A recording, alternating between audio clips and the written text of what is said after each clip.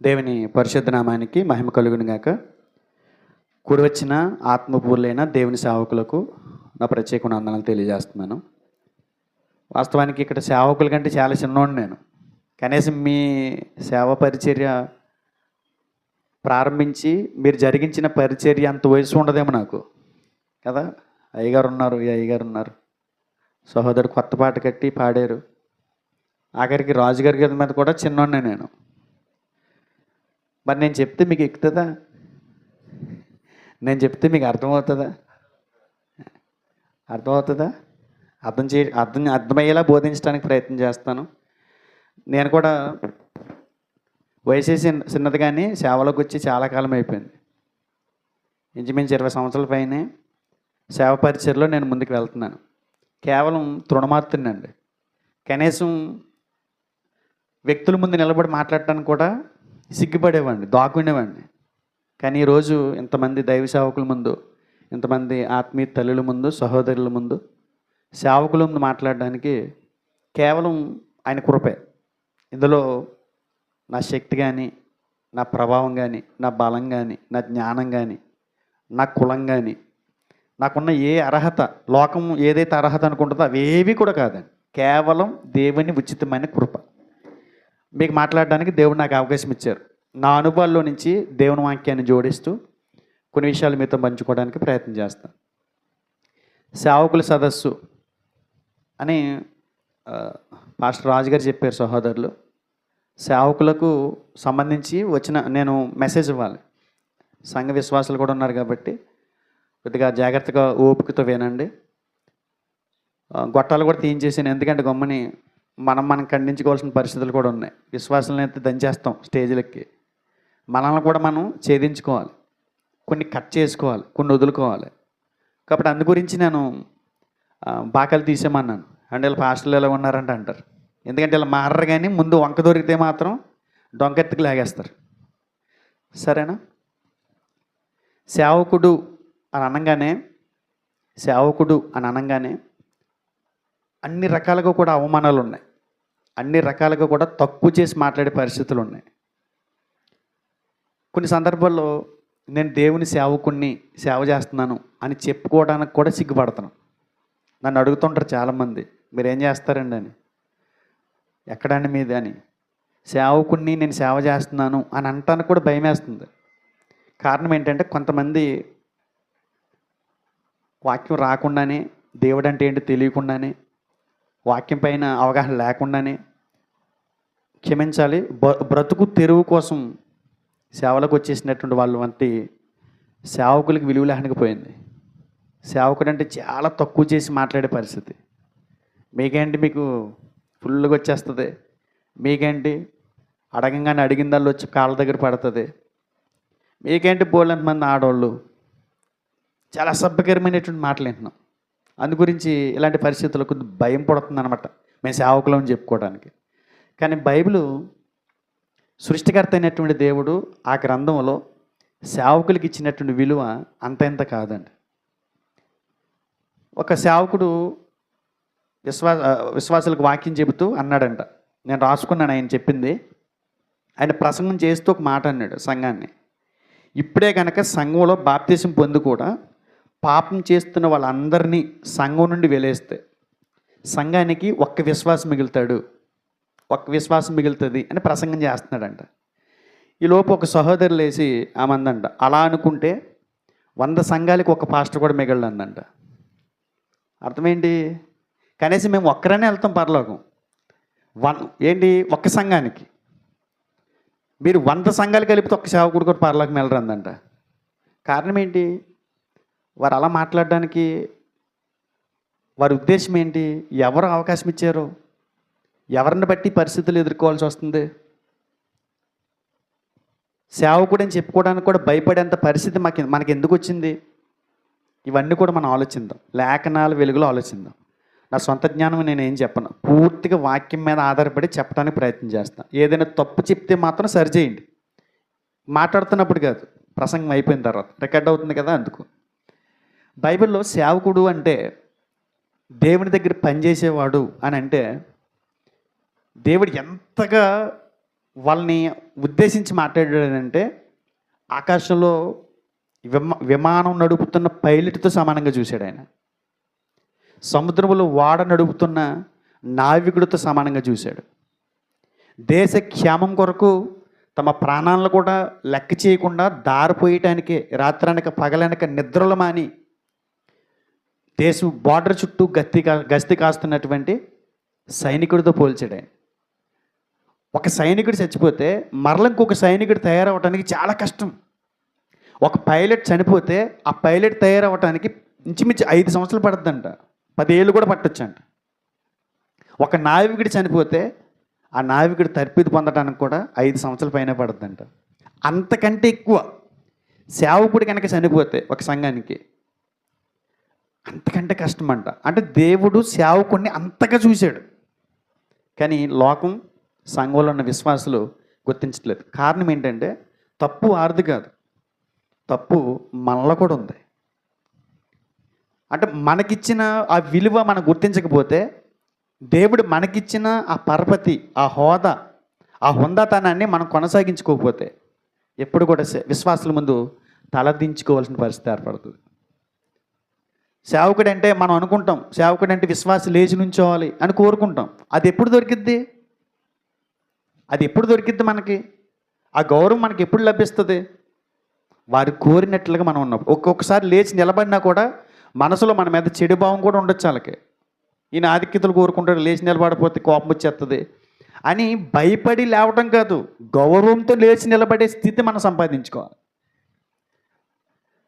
ఇప్పుడు ఇంతకీ దేవుడు సేవకుడిని ఏ రకంగా ఉద్దేశించి వారి గురించి దేవుడు తన గ్రంథంలో రాయించారో ఆ హోదాని, ఆ హుందాతాన్ని మనం అర్థం చేసుకోవడానికి ఏం చేయాలి, ఏం చేస్తే మనకు అర్థమవుతుంది? నేను నిన్న పాస్టర్ గారికి ఫోన్ చేద్దాం అనుకున్నాను. సేవకులు ఎంతమంది వస్తారు ఏంటి, మొత్తం పాఠం జెరాక్స్లు తీసి పట్టుకొద్దామని చేద్దాం అనుకున్నాను. నేను అనుకున్నది కరెక్ట్ అయింది. ఎందుకంటే ఇలాంటి సదస్సులకు రావాలంటే ఖచ్చితంగా సేవకుడు 3 రోజులు 4 రోజుల సభకి ఎంత ఖర్చు పెడతాడో సేవకుల సదస్సు కూడా అంతా ఖర్చు పెట్టాలి. ఫుడ్ చాలదు, డబ్బు కూడా కావాలి. అందరూ సేవకులకి ఒకరినొకరు అర్థం చేసుకోగలిగే పరిస్థితి ఇప్పుడు లేదు. నేను అనుకున్నాను ఎవరు పెద్ద రారు అనుకున్నాను, కూడా అలాగే జరిగింది. దేవునికి స్తోత్రం. వచ్చిన మిమ్మల్ని బట్టి నేను దేవుని స్తుతిస్తున్నాను. ఎందుకంటే మీకు సేవకుడు అంటే గౌరవం, ఆప్యాయత, ప్రేమ మీకు ఉంది. ఐక్యతను కాపాడుకోవాలనేటువంటి ఉద్దేశం మీకు ఉంది. అందరి బట్టి నేను దేవుని స్తుతిస్తున్నాను. పీడిఎఫ్ ద్వారా నేను మీకు చూపిస్తాను. సువార్థికులకు సంబంధించి ఎవరితో పోల్చబడ్డారో చూద్దాం. మనం సాధారణంగా అర్థం చేసుకుంటాం. మనం అంటే ఏంటో మనకు తెలియదు. ఏంటి అమ్మ ఎవరు నువ్వు అని అడిగితే నేను పాస్టర్నండి, వాక్యం చెప్తానండి, ఆదివారం పరిచర్య జరిగిస్తానండి, సువార్తను ప్రకటిస్తానండి చెప్పుకుంటాం. కానీ దేవుడు అలా చెప్పలా. దేవుడు చెప్పిన విధానం అద్భుతమండి. సేవకుడికి దేవుడిచ్చిన విలువ ఎంత ఉందగా దేవుడు సేవకుని పెట్టాడు. మీరు జాగ్రత్తగా చూస్తే సువార్థికులు ఎవరితో పోల్చబడ్డారు అనే దానికి సంబంధించి ఈ కోణంలో మనం ఆలోచించగలిగితే, ఈ కోణంలో మనం గమనించగలిగితే పోలికలు కదా ఏమిచ్చే మనం ముందు సువార్థికులు ఎవరితో పోల్చబడిరి. సేవకుడు తన పనిని సాధించాలి, దేవుడు కోరుకున్నట్టుగా సేవని ఇక్కడ జరిగించగలగాలి అని అంటే సేవకుడు ముందుగా గుర్తించాల్సినటువంటి విషయం ఏంటంటే దేవుడు సేవకుణ్ణి వేటితో పోల్చాడో చూడగలిగితే, వేటితో పోల్చాడో గ్రహించగలిగితే ఖచ్చితంగా మనం దేవుడు మనకు అప్పగించిన పరిచర్యని తుదిముట్టిస్తాం దేవుడు కోరినట్టుగా. నేను లైన్గా చెప్పేస్తాను. నేను మీకు ఇచ్చిన పీడిఎఫ్ని బట్టి లైన్గా చెప్తాను. ఒక్కొక్క దాని గురించి నేను వివరణిస్తాను. నేను మిమ్మల్ని ప్రశ్నలు అడుగుతాను, చెప్తూ ఉండాలి. విశ్వాసులు కాదు కదా మీరు, విశ్వాసుల స్థాయి నుంచి ఆ విశ్వాసులు నడిపించగలిగే ఒక కెప్టెన్, ఒక డ్రైవర్ స్థాయికి వచ్చేసారు మీరు. వాళ్ళందరూ నడిపించే ఒక నావికుడిగా మీరు వచ్చేసారు. కనుక నేను ప్రశ్నలు అడుగుతుంటాను, మీరు అప్పుడప్పుడు మధ్య మధ్యలో స్పందిస్తూ ఉంటే మీకు అర్థమవుతుందని నాకు అర్థమవుతుంది. మీకు అర్థమవుతుంది అని అర్థమైతే నేను ముందుకు వెళ్తాను. మీకు అర్థం అవ్వట్లేదు అనుకోండి, నేను ముందుకు వెళ్ళలేను. నా దగ్గర ఉన్న పెద్ద జబ్బు ఇది. మీరు స్పందించారనుకోండి చాలా బాగా వెళ్తుంది, లేదనుకోండి నేను ఆగిపోతాను. నాకు పెద్ద లోపం ఉంది. స్పందించకపోతే మాత్రం ముందుకు వెళ్ళలేకపోతున్నాను. ఈ జబ్బు కోసం ప్రార్థన చేయండి. మీరు కళ్ళు మూసుకున్న చెప్పే వరం ఏమైనా ఉంటే దేవుడు నాకు ఇమ్మని అడగండి. చూడండి ఇక్కడ ఏమంటాడంటే సువార్తికుల్ని ఎలా పోల్చాడు? సైనికుడు, జట్టి అయినవాడు, వ్యవసాయకుడు, గృహ నిర్వాహకుడు, కావలివాడు, కాపరి. ఇది సేవకుల్ని దేవుడు పోల్చిన విధానం. అంటే నేను కొన్నే ఇచ్చాను, అన్నీ ఇవ్వటానికి ప్లేస్ సరిపోట్ల. మరొక పేజీలోకి వెళ్ళిపోతే మరొక మ్యాటర్ వచ్చేస్తుంది. దాని గురించి దీంట్లోనే ఉందాం మనం. అన్నిటికంటే ముందు సేవకుని ఎలా పోల్చాడు, ఆ పోలికని బట్టి మన పని జ్ఞాపకం చేస్తాం. అవునా కదండి? పోలికంటే ఏంటి? పాపాన్ని ఎలా పోల్చాడు దేవుడు? పాపాన్ని ఎలా పోల్చాడు? పాము విషంతో పోల్చాడు, బురదలో దొల్లుతున్న పందితో పోల్చాడు. అంటే పాపం అంటే ఏ రకంగా అర్థం చేసుకోవాలి మనం? పాపం కాటేసిన పాము వెంటనే చంపదు, అది లేటుగా ఎక్కిద్ది పాయిజనం, లేటుగా చంపుతుంది. బురద అంటుకుంటే మనకి విలువ ఉండదు. అంటే ఇలాంటి కొన్ని మనం చూసినప్పుడు దాంట్లో ఉన్న సారాన్ని మనం గ్రహించగలగాలి. దేవుడు ఇలాగే చెప్తాడు, పోలికలతోటి చెప్తాడు. వాక్యాన్ని ఏమో పాలు అన్నాడు, వాక్యం అనే పాల వలన మీరు ఎదగండి అన్నాడు. పాలలో ఏముంది? అంటే రెగ్యులర్గా మనం ఉదయం లేచింది మొదలుకొని సాయంత్రం వరకు ఎక్కువగా మన చెవిలో పడితే మన కళ్ళతో చూసేది ఏదైనా ఉందంటే పాలే. వాక్యాన్ని పాలతో ఎందుకు పోల్చాడు? పాలలో ఉన్నటువంటి చక్కెరలు, పాలలో ఉన్నటువంటి కొవ్వు పదార్థాలు, పాలలో ఉన్నటువంటి మాంసకృతులు, పాలలో ఉన్నటువంటి తెల్లదనం, ఇవన్నీ వాక్యానికి ఉంది. నిన్ను బలంగా నిలబెట్టే శక్తి వాక్యానికి ఉంది, నిన్ను ఎదిగించే శక్తి వాక్యానికి ఉంది, నీ ఎముకలకు పుష్టినిచ్చే శక్తి పాలకి ఎలా ఉందో నువ్వు దేవుళ్ళ బలంగా నిలబడే శక్తి వాక్యానికి ఉంది. పాలు వాక్యంతో పోల్చాడనంటే పాలు ఎక్కడికి వెళ్ళిపోవాలి? మనం వాటి గుణాల్లోకి వెళ్ళిపోవాలి. వాక్యం కూడా అంతే. వాక్యం కూడా మనల్ని బలపరిచే మాటలు ఎన్నో ఉన్నాయని చెప్తుంది. అందుగురించి వాక్యాన్ని పాలతో పోల్చాడు.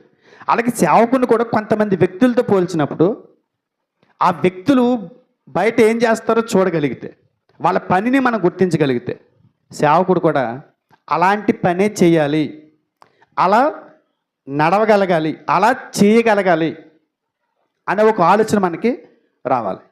మొట్టమొదటిగా దేవుడు పౌలు గారి ద్వారా మాట్లాడిస్తూ సేవకుడికి ఆయన పెట్టిన రూపం, ఆయన చూపించిన పోలిక.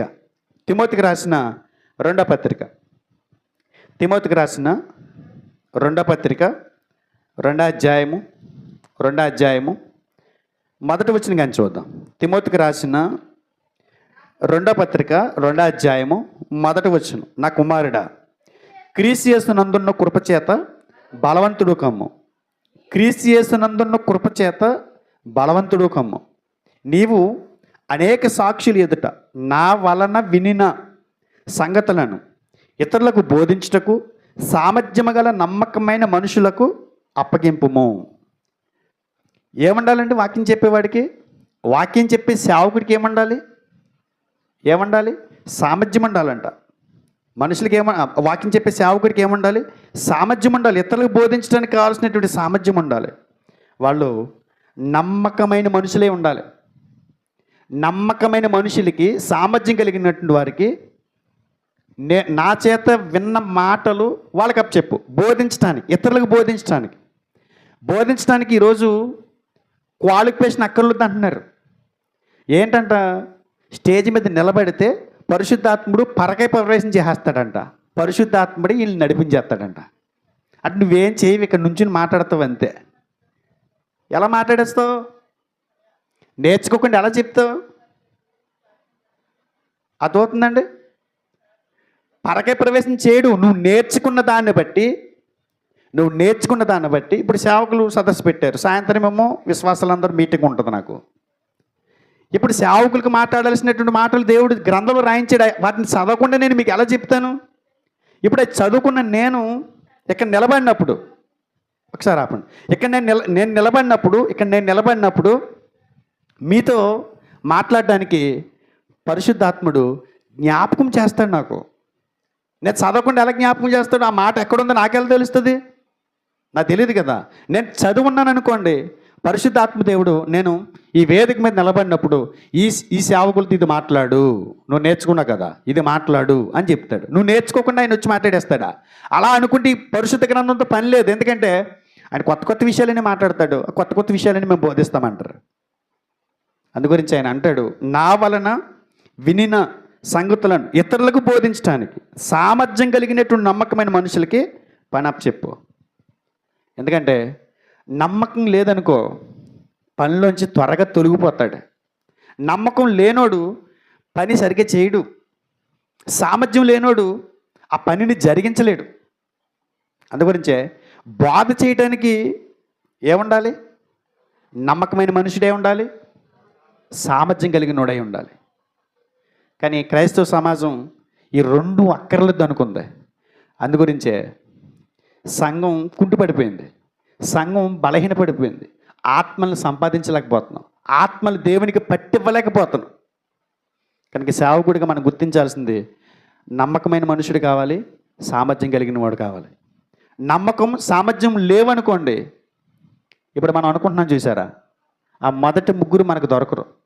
చెప్పాడు ఆయన, ఎందుకు సామర్థ్యం కలిగినటువంటి నమ్మకమైనటువంటి మనుషులు కావాలని కోరుకుంటున్నాడు అని అంటే 3వ వచనంలో చెప్పాడు, క్రీస్తు యేసు యొక్క మంచి సైనికుని వలె నాతో కూడా శ్రమను అనుభవించుము. క్రీస్తు యేసు యొక్క మంచి సైనికుని వల్ల నాతో కూడా శ్రమను అనుభవించము. సైనికుడు ఎవడును యుద్ధమునకు పోవునప్పుడు తను దండులో చేర్చుకొని వానిని సంతోషపెట్టవాలని ఈ జీవన వ్యాపారములలో చిక్కుకొనడు.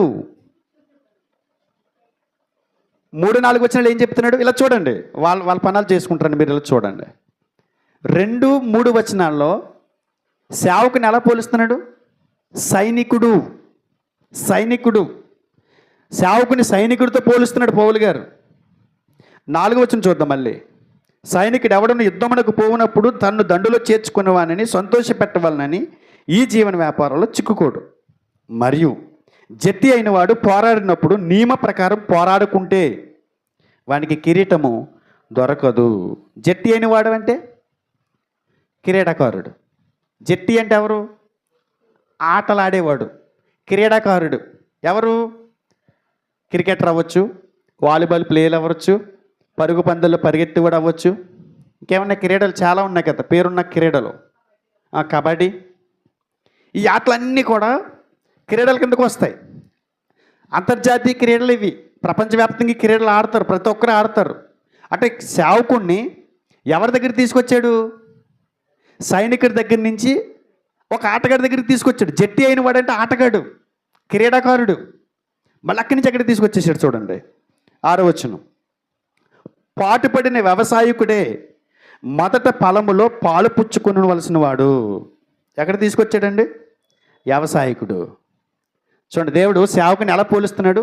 1 సైనికుడు, 2 క్రీడాకారుడు, 3 వ్యవసాయకుడు. ఇంకా చాలా ఉన్నాయి. వీటి గురించి చూసిన తర్వాత వాటిలోకి వెళ్దాం. ఇక్కడ సేవకులు ఖచ్చితంగా గుర్తించాలండి. మనం ఎవరమని చెప్తున్నాడు? సేవకులు. మనం ఎవరమని చెప్తున్నాడు? సైనికుడు. సైనికుడు ఏం చేస్తాడండి? సైనికుడి గురించి ఎప్పుడైనా విన్నారా? పదం విన్నాం కానీ వాళ్ళ గురించి హిస్టరీ మనకు పూర్తిగా తెలియదు. ఒక్కొక్కసారి వింటున్నప్పుడు బాధేస్తుంది. మా ఇంటి ఎదురుగుండానే ఇంచుమించు 6 సంవత్సరాలు ఉన్నారు, అద్దెకు వచ్చారు వాళ్ళు. మా హౌస్ ఎదురుగుండానే ఒక సైనికుడు ఉన్నాడు. వెళ్తాడు, ఎప్పుడు వస్తాడో తెలియదు.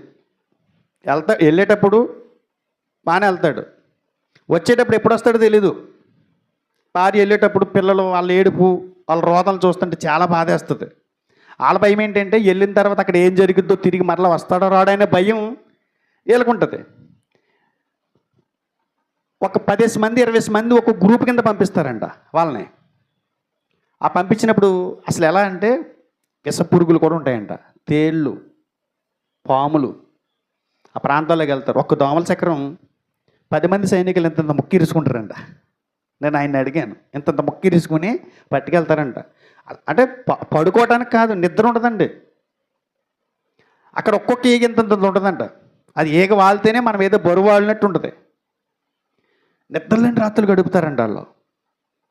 ఆయన అడిగినప్పుడు చెప్తున్నాడు అస్సలు కానీ 5 పైసలు విలువ కూడా ఉండదు వాళ్ళకి. 5 పైసలు ఒక గవర్నమెంట్ డాక్టర్కి, ఒక గవర్నమెంట్ టీచర్కి, ఒక గవర్నమెంట్ ఉద్యోగికి వచ్చే శాలరీలో సగం కూడా రాదు వాళ్ళకి. మీరు గమనించండి, 25,000 దాటిందంటే గొప్ప శాలరీ అనమాట. అందులో ఏంటి దేశం కోసం ప్రాణం పెట్టడానికి వెళ్ళి సైనికుడికి పొద్దున్న 10 గంటలకు వెళ్ళి, ఎవరైనా టీచర్లు ఉంటే ఏమనుకోవద్దు, పొద్దున్న 10 గంటలకు వెళ్ళి 4 గంటలకి హాయిగా పిల్లలకి వాళ్ళు చెప్పుకుని వచ్చేసే టీచర్కి ఉన్నంత శాలరీ కూడా లేదు. సైనికుడు అయినా సరే ఎగబడతాడు, కుట్టుకుంటారు, నన్ను పెట్టండి, నన్ను జాయిన్ చేసుకోండి అని. శాలరీ ఉండదు, సరైన గౌరవం ఉండదు, సరైన కునుకు ఉండదు, సరైన నిద్ర ఉండదు, సరైన ఆహారం ఉండదు, సరైనటువంటి బంధాలు ఉండవు, కుటుంబంతోటి దూరంగా ఉంటారు. ఏ క్షణాన్ని ఏం జరుగుతుందని గడిగడి భయంతో బతకాలి. సైనికుడి గురించి పేపర్లు చదువుతుంటే ఆశ్చర్యం వేస్తుంది. వాళ్ళ గురించి ఎంత చదివినా బాధ మిగులుతుంది ఆఖరికి ఫలితం. అంటే సైనికుడు ఎంత లేకపోయినా, ఎంత ఇబ్బందిగా ఉన్నా అతను ఏం చేస్తాడు తెలుసా? బార్డర్లో సీన్లు దిగేదేవిడికి అవన్నీ మర్చిపోతాడు. ఎవరు ముఖ్యం? దేశ ప్రజల క్షేమం ముఖ్యం. ఏం ముఖ్యం? దేశ ప్రజల క్షేమం ముఖ్యం. ఒకసారి మళ్ళీ చూద్దాం, అది 2వ అధ్యాయము 3వ వచనం. క్రీస్తు యేసు యొక్క మంచి సైనికుని వలె నాతో కూడా శ్రమను అనుభవించుము. అంటే సైనికుడి శ్రమ అనుభవిస్తాడా? సైనికుడికి శ్రమలు ఉంటాయా? సైనికుడికి ఇబ్బందులు ఉంటాయా? సైనికుడికి ఆటంకాలు ఉంటాయా? సైనికుడికి ప్రలోభాలు ఉంటాయా? సైనికుడికి ఎదురుదాడులు ఉంటాయా? సైనికుడికి అవమానాలు ఉంటాయా? ఉంటాయి. సైనికుడు ఏమి హ్యాపీగా ఉండడండి. ఏంటి మీ అబ్బాయి ఏం చేస్తాడు? బార్డర్లో సైనికుడు, అబ్బా అని అనరు. ఏంటి మీ అబ్బాయి ఏం చేస్తాడు? అమెరికాలో జాబ్. సైనికుడికి అమెరికాలో ఒక ప్రైవేట్ జాబ్ చేసుకుని ఓడుకున్న విలువ కూడా ఉండదు. మీ అబ్బాయి ఏం చేస్తాడు? సేవకు పంపిద్దాం అనుకుంటున్నాను ట్రైనింగ్కి. అంటే ఎంత చీప్ అంటే, ఎంత అవమానకరంగా చూస్తారంటే, దేనికి అంటారు. సేవకుడికి లోకములు విలువ లేదు, కానీ దేవుని దగ్గర మాత్రం నువ్వు ఒక సైనికుడివి. నువ్వు సైనికుడివి, అది గుర్తుపెట్టుకో, మర్చిపోకో. సైనికుడికి ఒకసారి చూడు, బార్డర్లో దేశ రక్షణ కోసం పోరాడుతున్నటువంటి ఆ సైనికులు చూడు, వాళ్ళ బాధ చూడు, వాళ్ళ కష్టాలు చూడు. అంతకంటే ఎక్కువ నువ్వు వాళ్ళ శరీరాలు కాపాడుతారు, నువ్వు ఆత్మలు కాపాడుతున్నావు. వాళ్ళు 60,000 ఉంటే 60,000, 70,000 ఉంటే 70,000, ఆ శరీరాన్ని కాపాడడానికి వాళ్ళు. కానీ నిత్యం ఉండే ఆత్మని నరకాన్ని నుంచి తప్పించి పరలోకానికి నడిపించే యోధుడు నువ్వు, వాళ్ళకంటే గొప్పడు నువ్వు. అసలు శరీరాలు కాపాడడానికే బార్డర్లో నిద్రలేని రాత్రులు గడుపుతున్నటువంటి సైనికుడికి బాధ ఉండదండి. ఎంత ఇష్టంగా చేస్తారండి ఆ పనాల్లో. కానీ మనం చిన్న శ్రమ వచ్చేదేవుడికి. విశ్వాసం ఎవరైనా మన పాస్టర్ గారు మంచోడు కాదని ఎవరి దగ్గర ఎవరో మాట్లాడితే మనకు మాత్రం ఏమొచ్చేస్తుంది? కుమిలిపోతూ ఉంటాం, నిద్రట్టదు. ఏంటి అలా అందేంటి ఆవిడి, నేను ఏం చేశాను ఆవిడ్ని అని ఓని ఇక మైమరిచిపోయి విశ్వాసాలందరిని పక్కన పెట్టేసి, సేవను పక్కన పెట్టేసి ఈ ఆవిడ గురించి ఆలోచనతో కూర్చుంటాం మనం. అసలు సేవలకు దూదులు పెట్టేసుకోవాలండి. ఎవరన్నా మన గురించి ఏమన్నా అనుకున్నారన్నప్పుడు దేవునికి స్తోత్రం నాకు చెప్పగానాలే. సైనికుడు యుద్ధానికి వెళ్తున్నప్పుడు వెనకాల పిరికోడు ఉన్నాడు అనుకోండి, అవతలోడు దాడి కంటే, అవతలోడు వదిలిన బుల్లెట్ కంటే ప్రమాదం ఏంటో చెప్పనా? వెనకాలండి పిరికి మాటలు మాట్లాడతారు చూసారా, వాళ్ళ వల్ల తొందరగా చచ్చిపోతారు సైనికుడు. అయ్యి బాబాయ్ అన్నాడు అనుకోండి, వెనకాల నుండి వెంటనే చేతిలోని గన్న కూడా జారిపోతాయి. సైనికుని ఒకసారి పోల్చుకోండి, సైనికుడి జీవితాన్ని ఒకసారి అన్వయించుకోండి. మనల్ని కూడా దేవుడు అంటున్నాడు, సైనికుడు తన శరీరాన్ని, ఆరోగ్యాన్ని, శక్తిని, సామర్థ్యాన్ని, సమయాన్ని, తనకున్నటువంటి తలాంతుల్ని దేశ క్షేమం కొరకు వాడతాడు. మరి మనం అంటే సేవకుల సదస్సు ఉందని అన్నారు అనుకోండి, ఉదాహరణకి. ఎవరు అనరు, ఇక్కడ వచ్చిన వాళ్ళు ఎవరు అనలేదు, అనరు కూడా. ఎంత ఇస్తున్నారండి దేనికి? ఇస్తారేమో. ఎంత ఇస్తున్నారు? ఏం కావాలి అని నువ్వు సమయం ఇవ్వు. ఫోన్లో అయిపోయింది, ఎంత ఇస్తారని అడిగో, 100 పెడతారంట, మరి 100 ఇస్తారేమో అన్నాడు ఇంకో. భోజనాలు ఉన్నాయి. కాయగూరలా?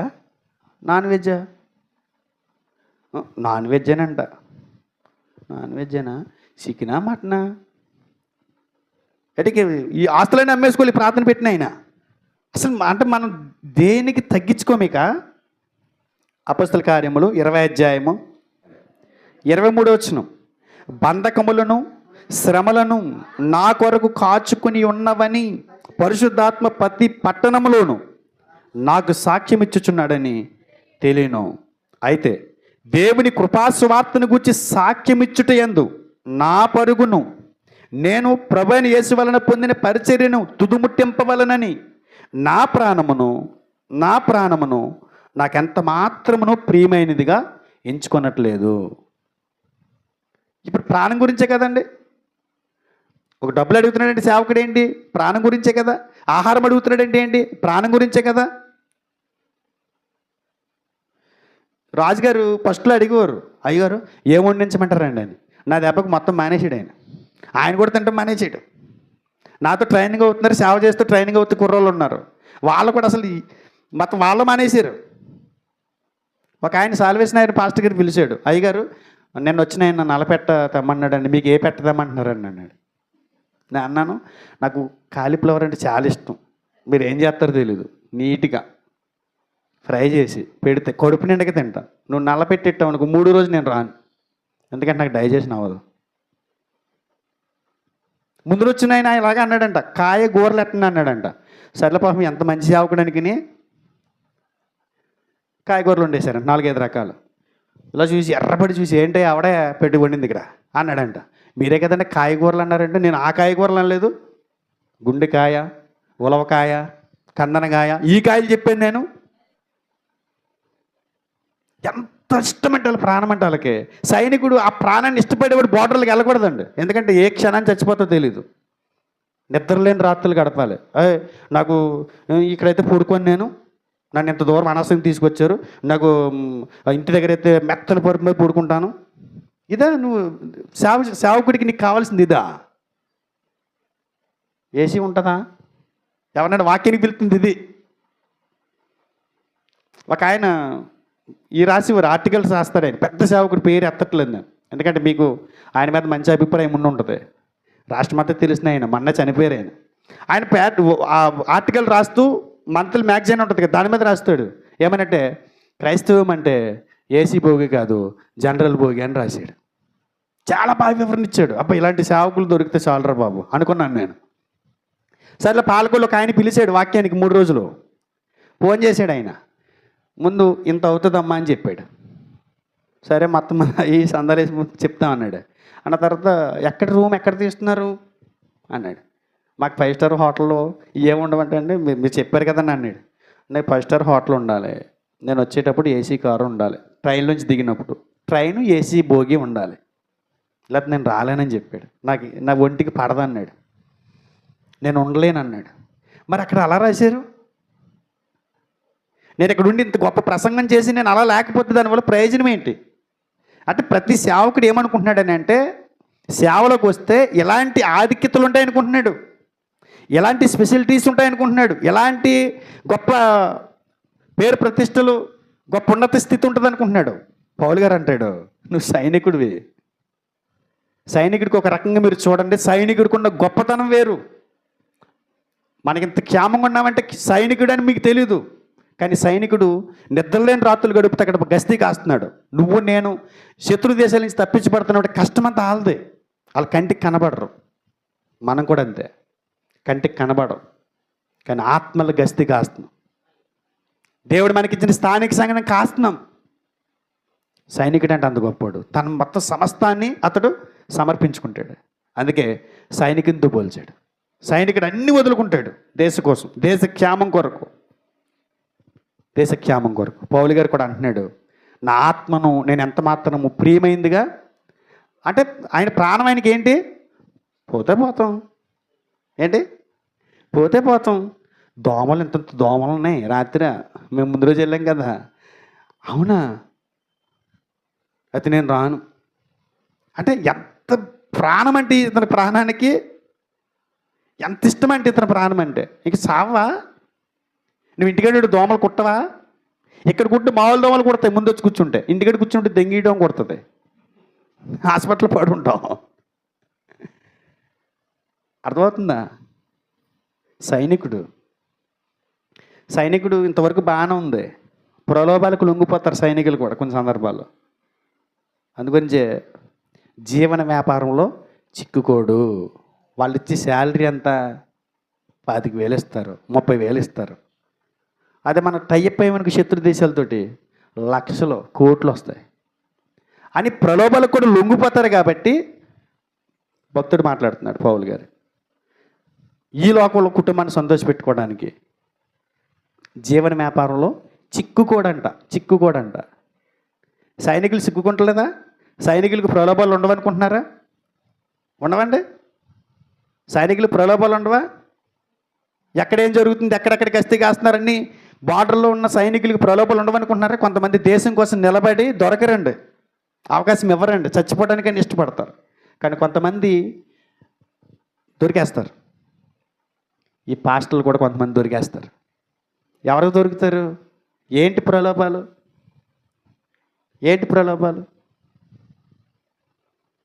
కాంతం. ముందు ప్రలోభం ఏంటి తెలుసా? కాంతం. తర్వాత కనకం. ఏంటి ప్రలోభాలు? కాంతం అంటే స్త్రీలు. ఎరేస్తాడు. ఏంటి ఇంత బలంగా చెప్పి వెళ్ళిపోతున్నాడు, ఎవరన్నా ఒక ఎరేద్దాం ఉండి వీటి సంగతి ఏంటి చూద్దాం అనుకుంటాడు సాతాను. నువ్వు అని మాట్లాడతాడు. ఈ నువ్వు అని మాట్లాడుతూ మానేస్తాడు. తర్వాత చాటింగులు, సమయం అంతా ఆ పాపానికి వెచ్చిస్తూ ఉంటాడు. చాటింగులు చేస్తూ పొట్టులు చూపించుకోడు. సంఘస్థులు ఉన్నారు కదా, సేవకులు ఎలా దొరికేస్తున్నారో చెప్తున్నాను. ఎంత అవమానకరమైన పరిస్థితుల్లో సేవ ఉందో చెప్తున్నాను. కొంతమంది దౌర్భాగ్యకరమైన గడ్డి తినే పనులు చేస్తాం వల్ల మిగతా సేవకులు కూడా అవమానకరంగా ఉంది.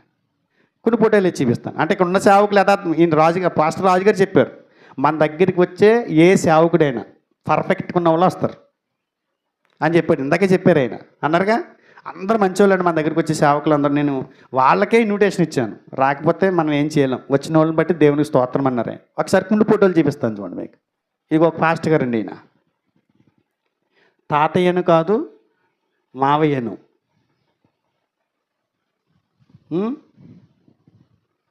తర్వాత నేను చెప్పను, మీరు చూసుకోండి, రికార్డ్ అవుతుంది కదా, మళ్ళీ బాగోదు. బయటికి వెళ్తే పాస్టర్లు అందరూ ఎలా ఉన్నారు అంటారు. అయిన పేపర్ కటింగ్లు అండి, పేపర్ కటింగ్లు. పాస్టర్ దారుణ హత్య. ఎందుకని? సంఘానికి వచ్చే ఒక ఆవిడ్ని పట్టుకుని కుటుంబాన్ని నిర్లక్ష్యం చేసి పనులు చేస్తుంటే ఏం చేస్తారు? నా కుటుంబాన్ని విచ్ఛిన్నం చేసేసారు నువ్వు ప్రార్థన పంపిస్తే అని. నాలాంటి అవనస్తుని ఎవరైనా నమ్ముతారా? మీలాంటి అవనస్తులు ఎవరైనా నమ్ముతారు? విశ్వాసిని పంపించడానికి ఎంత భయం వేస్తుందండి వాళ్ళకి. ప్రలోభాలు. కొంతమందికి డబ్బు ఆపేసేయక చెప్పడానికి కూడా నాకు సిగ్గేస్తుంది. ప్రలోభాలండి. డబ్బు వాడికి గడిలి సీటీ వ్యాపారం చేసే వాళ్ళు కూడా ఉన్నారు ఇప్పటికీ సేవకులు. ఒక ఆయన వచ్చాడు నా దగ్గరికి, అంటున్నాడు పూలపల్లి నుంచి. ఆయన అంటున్నాడు, అంటే గడిలి సీట్ వేయచ్చు కదా అన్నాడు. ఎంత కట్టాలి? రోజుకి 10 రూపాయలు అంట. నెలకి ఎంత వస్తుంది? నెలకెంత? రోజుకి 10 అయితే 300. సంవత్సరానికి 4,200, 4,500. దేనికన్నాను? అసలు దేనికన్నాను? పిల్లలకి సెక్యూరిటీ అన్నాడు. అంటే మీకు బైబిల్ తెలుసా అని అడిగాను. అన్నాడు. కీర్తనకారుడు ఏమన్నాడు తెలుసా? నా కుటుంబానికి సెక్యూరిటీ నువ్వే అన్నాడు. పెద్ద ఇల్లు కట్టుకున్నాడు, పెద్ద కోట నిర్మించుకున్నాడు. ఆ కోట కదా అతనికి సెక్యూరిటీ అయిన పిల్లలకి? ఆయన పిల్లలకి కోట సెక్యూరిటీ కాదా? కాదు. నువ్వు ఎంత డబ్బు సంపాదించుకుని, నువ్వెన్ని సరౌండింగ్ కరెంట్ వైర్లు పెట్టుకుని, కరెంట్ ఎత్తిచ్చి సీసా పెంకులు గోడ మీద పెట్టి నీ కుటుంబాన్ని నువ్వు కాపాడాలనుకున్నా కాపాడలేవు. నిజమైన భద్రత, నిజమైన రక్షణ, కాపుదల ఆ దేవుడు ఇస్తాడు. అందు గురించి నా రక్షణ శైలం నీవే, నా కోట, నా కొండ, నా శైలము, నా దుర్గము నీవే అన్నాడు దావీదు గారు. నేను కట్టుకుని నీ కోటలు కాదన్నాడు. సొలొమోను గారు కూడా అదే అన్నాడు. నేను అన్నాను, అంటే నా పిల్లలకి సెక్యూరిటీ ఎవరండి అని అడిగాను. ధనాపేక్ష లేని వారు ఈ లోకంలో బ్రతకమని బైబిల్ చెప్తుంటే సేవకుడు వేయండి ధనాన్ని గురించి మాట్లాడుతున్నావు. ధనం దాచుకోమంటున్నావు నువ్వు. బతకటానికి ధనం అవసరం తప్ప ధనం కోసమే బతకమని చెప్తున్నావు నువ్వు. తప్పేదన్న. ఇలాంటి ప్రలోభాలు ఎదురవుతుంటాయి. సైనికులు అలాంటి ప్రలోభాలకు లొంగకూడదు. అలాంటి ప్రలోభాలు వదులుతాడు. సాతానుకున్న ప్రతి అవకాశాన్ని వినియోగించుకుంటాడు. పేరు ప్రఖ్యాతులు. నా పేరు ఫ్లెక్స్ మీద లేదేంటి, పేరేయించాం, గొడవ పడుతున్నాడని. పేరేయించేమంటే ఫోటో మీద, ఫోటోకు పేరేయించారు. ఎదరి డిగ్రీ అది రెవరెంట్ కదా, ఇదో గొడవ. అంటే ప్రాణాన్ని ఎంత ప్రియంగా ఎంచుకుంటున్నారు చూడండి. సైనికుడు ప్రాణాన్ని ప్రియంగా ఎంచుకోడంట. ఆత్మల రక్షణ కొరకు, ఆత్మల తపనతో, ఆత్మల భారంతో నా ప్రాణాన్ని నేను ఏమాత్రము ప్రియమైందిగా నేను ఎంచుకోలేదు అంటున్నాడు పౌలు గారు. కారణం ఏంటి తెలుసా? ఆయన చెప్పాడు, సైనికులు, నేను సైనికుడిని, మీ ఆత్మను రక్షించడానికి నేను నా ప్రాణాన్ని ప్రియమైందిగా ఎంచుకోలేదు. మీ ఆత్మలే ప్రియము నాకు. మీ ఆత్మలు విలువైనవి. మీ ఆత్మల కోసం ఈ ప్రాణం పెద్ద ఏం కాదు. సేవకుడు ఎవరు? సైనికుడు. సైనికుడు ఏం చేస్తాడు? తన తలాంతుల్ని, తన సామర్థ్యాన్ని, తన శరీరాన్ని, తన ఆరోగ్యాన్ని, తన శక్తిని, తనకున్న సమస్తాన్ని, ఆఖరికి ప్రాణం సహా, ప్రాణం దండీలుగా పడిపోతున్నారు యేసుప్రభు మీద. యేసుప్రభు స్వార్థ చేసుకుంటూ వెళ్తున్నారు 12 మంది సైనికులు తీసుకుని. మీద పడిపోతుంటే ఈ శిష్యులకి, అయ్యి బాబు ఎంత జనం వచ్చేస్తున్నారు యేసయ్య అన్నాడు. చూపించినది లోకసువార్త 14:25. బహుజన సమూహములు ఆయనతో కూడా వెళ్ళుచున్నప్పుడు ఆయన వారు తట్టి తిరిగి ఏమండి వాళ్ళు ఏం చేస్తున్నారు? బహుజన సమూహం ఎవరి మీద పడిపోతున్నారండి? యేసుప్రభుని తోసేస్తున్నారు, యేసుప్రభుని వెంబడిస్తున్నారు. కానీ ఇక్కడ జరిగింది ఏంటో చూడండి. ఆయన వారు తట్టి తిరిగి, ఎవడైనా నా యొద్దకు వచ్చి తన తండ్రిని, తల్లిని, భార్యను, పిల్లలను, అన్నదమ్ములను, అక్క చెల్లెండ్రులను, తన ప్రాణమును సహా ద్వేషింపుకుంటే వాడు నా శిష్యుడు కానేరడు. వచ్చి పడిపోతున్నారు కదా. ఏం అక్కర్లో నా వెనకాల రావాలంటే ఎన్నో వదిలేసి రన్ అన్నాడు అంతే, వెనక్కి తిరిగి. మరి వీళ్ళందరూ ఎందుకు వస్తున్నారు వెనకాల? వీళ్ళందరూ ఎలా వస్తున్నారు అంటే, ఈయన ఇన్ని అద్భుతాలు చేస్తున్నాడంటే, ఈయన ఇంతమందిని లేపుతున్నాడంటే, ఇంతమందిని బతికించేస్తున్నాడని అంటే, 5,000 మందికి ఆహారం పెట్టాడనండి. ఇంతకంటే గొప్ప ఆహారం ఏదో తింటున్నాడు ఈయన. ఈయన కూడా వెళ్తే తినొచ్చు. ఈయన కూడా వెళ్తే ఈయనకి ఏదో అద్దాల మేడ ఉంటుంది. ఎక్కడ ఆయన చెప్పాడు, నక్కలకు బొరియాలుండే, ఆకాశ పక్షులకు గోళ్ళుండే, నాకు తలవాల్చుకోవడానికి స్థలం లేదు. ఇలా దేనికోసం పరిగెడుతున్నారు? ఒకసారి చెప్పండి. ఎవడైనా మిగిలేడా? అందరు గెట్ అవుట్ అంతే, పరుగులు. ఏంట్రా బాబా వెనకాల వెంబడిందామంటే భార్యను వదిలేమంటున్నాడు, తండ్రి వదిలేమంటాడు, తల్లిని వదిలేమంటున్నాడు, అన్నదమ్ములు వదిలేమంటున్నాడు. ఆఖరికి ప్రాణము సహా ద్వేషింపుకుంటే, నీ ప్రాణాన్ని కూడా వదిలేసి ఉద్దేశం ఉంటే నా వెనకాలరా అన్నాడు. కిందకి చదువుకుంటే వెళ్ళండి మీరు. చూడండి 14:27 మరి ఎవడైనా తన సిలువని మోసుకుని నన్ను వెంబడింపని ఎడల వాడు నా శిష్యుడు కానేరడు. మీలో ఎవడైనాను ఒక గోపురం కట్టింపగోరిని ఎడల దాన్ని కొనసాగించడానికి కావలసినది తన యొద్ద ఉన్నదో లేదో అని కూర్చుండి తగులుబడి మొదట లెక్క చూచుకొనడా. అవన్నీ చూసుకునిరా, ఏముండదు. నాకు ఓడొచ్చావనుకో ఏముండదు నీకు. ఆ ఫలితం మీద ఉంటే కనుక పరలోకంలో చూసుకుందాం. ఈ భూమి మీద మాత్రం ఏమి ఆశించక నన్ను నమ్మి సేవలకు వస్తే మాత్రం నీకేమీ ఉండదు. అవమానాలు ఉంటాయి, రాళ్ళ దెబ్బలు ఉంటాయి, నిద్రలేని రాత్రులు ఉంటాయి, బీట వారిని శరీరమే నీకు మిగులుతుంది, కొరడా దెబ్బలు ఉంటాయి. వస్తావా అన్నాడు. పరుగులు. చాలు సేవ అంటే ఏదో అన్నారు. ఒక ఆయన అన్నాడు, పెద్ద ఆయన, సేవ అంటే సావు అంట. సేవ అంటే ఏంటి? సావు. నిద్రలేని రాత్రులు గడుపుతామమ్మా మేము, నిద్రలేని రాత్రులు. పాప అలా చేసింది, కొడుకు ఇలా చేశాడు, మా నాన్న అలా అన్నాడు, ఏముండవు మాకు అసలు. మా ఆలోచన అంతా ఏంటంటే, మీరు ఎక్కడైనా దేవుని కాదని వేరొక ప్రాంతానికి వేరొక విగ్రహారానికి సంబంధమైన వాటిలో పాలు పంపాలని తెలిస్తే మాత్రం మాకు నిద్ర పట్టదండి. మీకు చెప్తున్నాను నేను, మా కుటుంబం కోసం మాకు ఏనాడు బాధ ఉండదు. మీరు సరిగ్గా లేకపోతే మాత్రం నిద్ర పట్టదు. అది మాకున్న దేవుడిచ్చిన తలాంతు. ఎవరైనా సేవకుడంటే సైనికుడు. సేవకులు ఈ విషయాల్లో గుర్తించాలి. కుటుంబం నుంచి, శత్రువుల నుంచి, లోకం నుండి ఏమొస్తాయి? ప్రలోభాలు వస్తాయి, వ్యతిరేకతలు వస్తాయి. తర్వాత ఏమన్నాడు? తిమోతికి రాసిన 2వ పత్రిక 2వ అధ్యాయం ఇంత చదువుకున్నాం కదా, 2వ అధ్యాయము 5వ వచనం. మరియు జట్టి అయిన వాడు పోరాడినప్పుడు నియమ ప్రకారం పోరాడుకుంటే వానికి కిరీటము దక్కదు. ఎలా పోల్చాడు? క్రీడాకారుడికి కిరీటం రావాలంటే ఏముండాలంట? కప్పు కొట్టాలనుకోండి. క్రికెట్ మ్యాచ్లోని ఒక 15 దేశాలు క్రికెట్ ఆటకు వచ్చినాయి. వరల్డ్ కప్ జరుగుతుంది.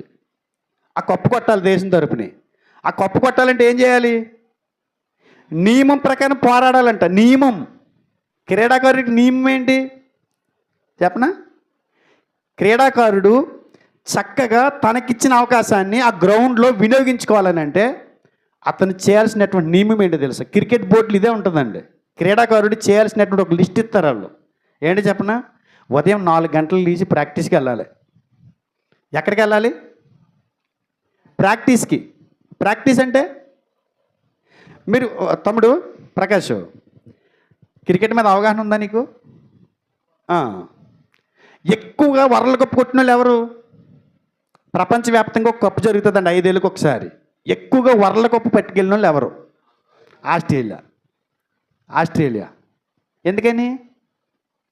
ఎందుకు చెప్పనా? మిగతా దేశస్తుల ప్రాక్టీస్ కంటే ఆస్ట్రేలియా దేశస్తుల ప్రాక్టీస్ వేరుగా ఉంటుంది. పారాషూట్ ఉంటుంది చూసారు, పైనుంచి ఉరుకుతున్నప్పుడు పారాషూట్ ఇలా వచ్చి ఆ గాలి స్లోగా కిందకి దింపుతుంది. అంటే ఎంత బలమైన వ్యక్తినైనా ఆ గాలి ఆ పారాషూట్ ఆపేస్తుంది. ఆ పారాషూట్లోకి వెళ్ళిన గాలి ఆ బరువుని కిందకి దిగనవదు. ఎంత బరువు ఉన్నవాడిని అయినా సరే సింపుల్గా వెళ్ళి తూరేగలకి తీసుకొచ్చి కింద ఆడుద్ది. అంటే అంత పవర్ ఉంటుంది ఆ పారాషూట్కి. వాళ్ళు మిగతా దేశస్తులు వ్యాయామం చేస్తున్నప్పుడు ఇలా పరిగెత్తుకెళ్తారు. వాళ్ళు అలా పరిగెత్తుకెళ్ళరు, పారాషూట్ కట్టుకుని పరిగెడతారంట. ఎందుకు చెప్పాలి? కప్పు కొట్టాలంటే వికెట్ల మెయిన్ని సురుకుగా పరిగెట్టాలంటే శరీరం మన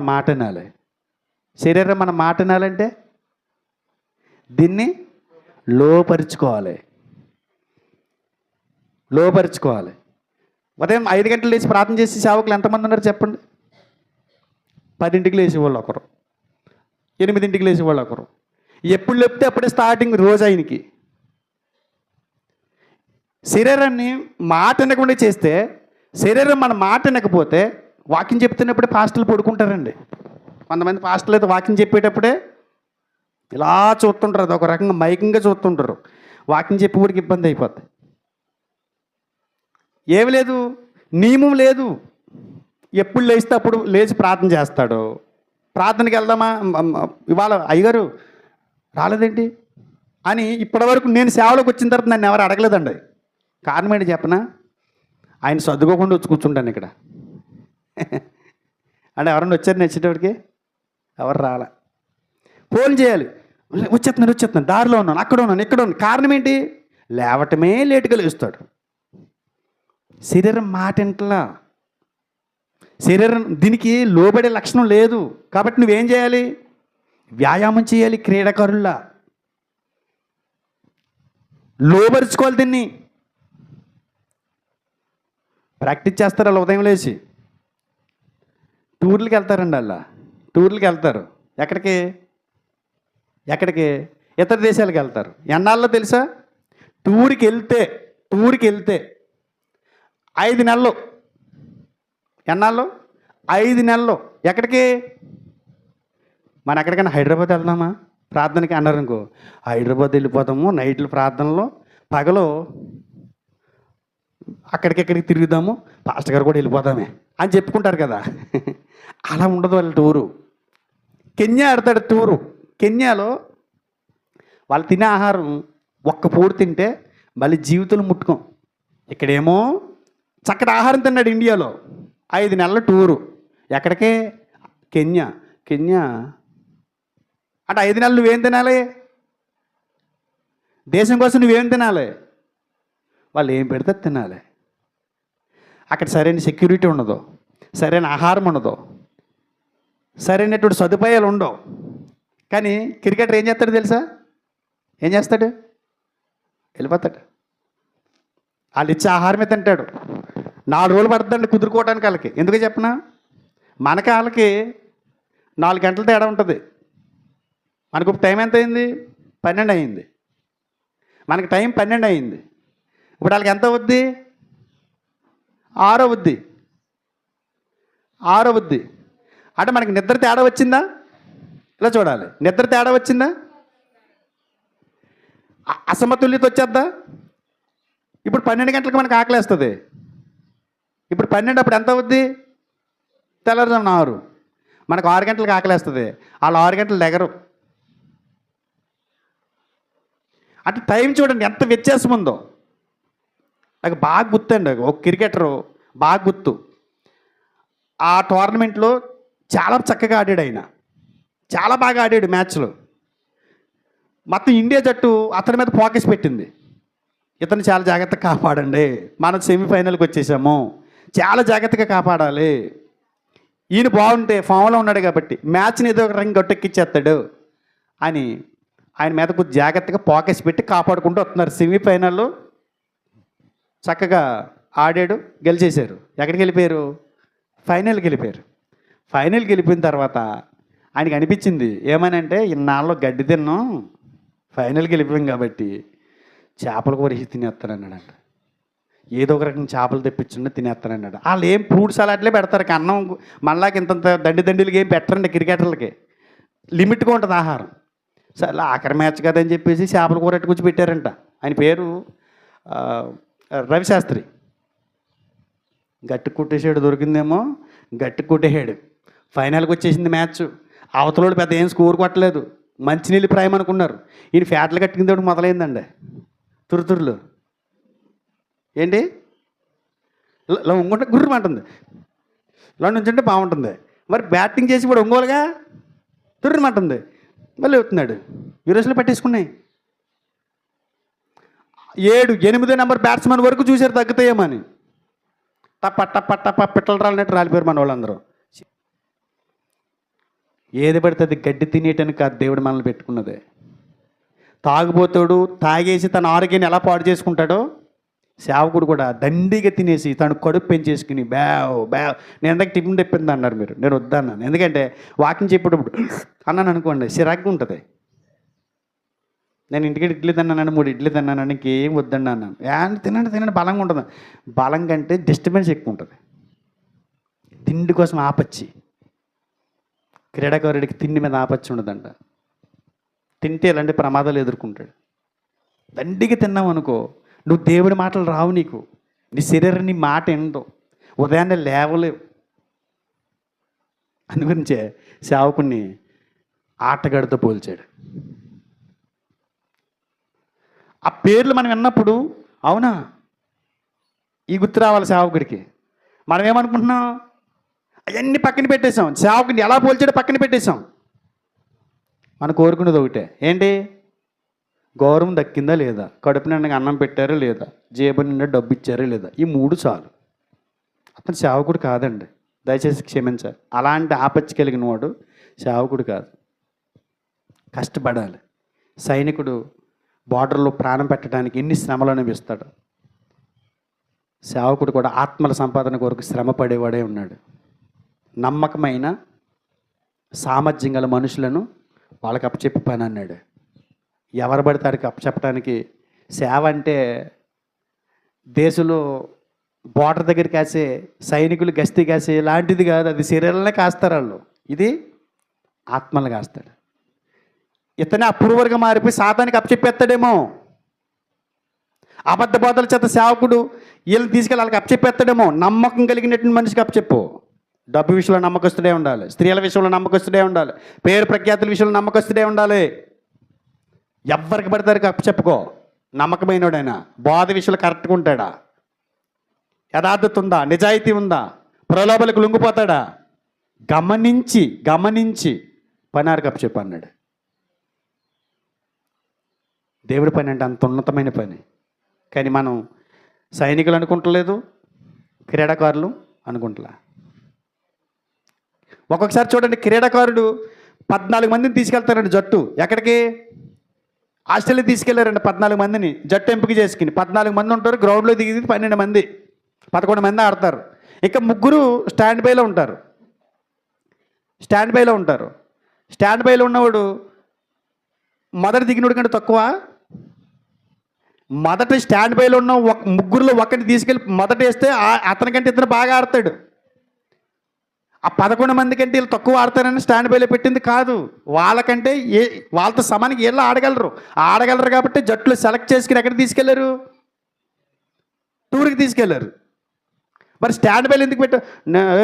నేను చాలా ఫీల్ అవుతున్నాను నన్ను స్టాండ్ బైలో పెట్టినందుకు అని అనరాళ్ళు. ఎందుకు తెలుసా? ఈ 11 మందిలో ఎవరికైనా గాయమైతే ఆ వ్యక్తిని పెట్టుకుంటారు. అంటే 14 మంది ఎలా ఉంటారని అంటే తగ్గించుకుంటారు. ఎవరి పని అక్కడ ఉందో వారికి పని అప్పు చెప్పినప్పుడు ఫీల్ అవ్వరాళ్ళు. కానీ సేవకులు ఏం చేస్తారు? నేను ఇక్కడ ఉండగా ఎవరినో పిలిచేవేంటి అబ్బాయి, అతని సేవలు ఇక్కడ అవసరం, నీ సేవలు ఇంకొక చోట అవసరం.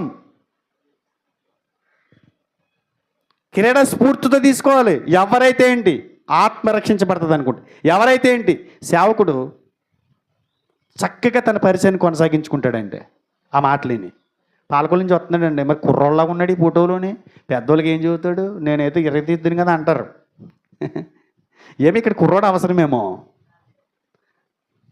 అక్కడ పెద్దోడు అవసరమేమో. క్రీడా స్ఫూర్తి ఉండాలి. క్రీడాకారుడు తగ్గించుకుంటాడు. నాకంటే ఆయనకి ఇవ్వటం ఏంటి అధ్యక్షుడు, కూర్చో స్టాండ్ బైలు, తప్పేం లేదు. కానీ మనం ఏం చేస్తాం? అలా కదులుతలేదండి, స్పందించలేదండి, ఆయనకి అధ్యక్షుడు ఇవ్వలేదు కదండి, అందుకే అలా ఉన్నాడండి. లేరండి అలాంటి వాళ్ళు ఇంతమంది నుంచి వస్తున్నానండి. ఇంతమందిని క్రమశిక్షణ ఉండదు. భోజనాల దగ్గర చూడాలి మా వాళ్ళకి అతి, భోజనాల దగ్గర చూడాలి మా వాళ్ళ పరిస్థితి. కొట్టేసుకుంటున్నారు. మన పాలకొల్లు ఎమ్మెల్యే గారు హాస్టల్లో మీటింగ్ పెట్టారు. పెడితే అక్కడ భోజనాలు పెడుతున్నారు. లైన్గా నుంచున్నారు హాస్టల్లో. పాప ఒక వృద్ధుడైన సేవకుడు నేను వెళ్ళిపోతాను అంటున్నాడు. అంటే మధ్యలో వెళ్ళి ఆయన కొద్ది నీరసంగా ఉన్నాడు, షుగర్ బీపీలు ఉన్నాయి కదా, కొద్ది మధ్యలో సరే అని చెప్పి మధ్యలో తీసుకెళ్ళి నుంచి పెట్టామండి. గొడవ,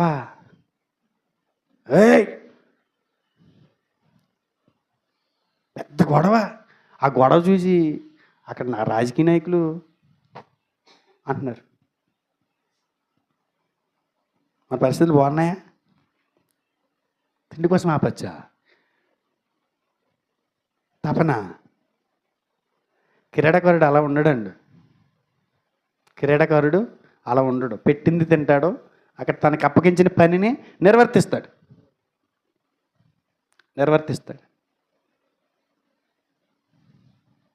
అందుగురించి ఎవరితో పోల్చాడు? క్రీడాకారుడు కాదండి. ఏమైనా బాధ కలుగుతుందా?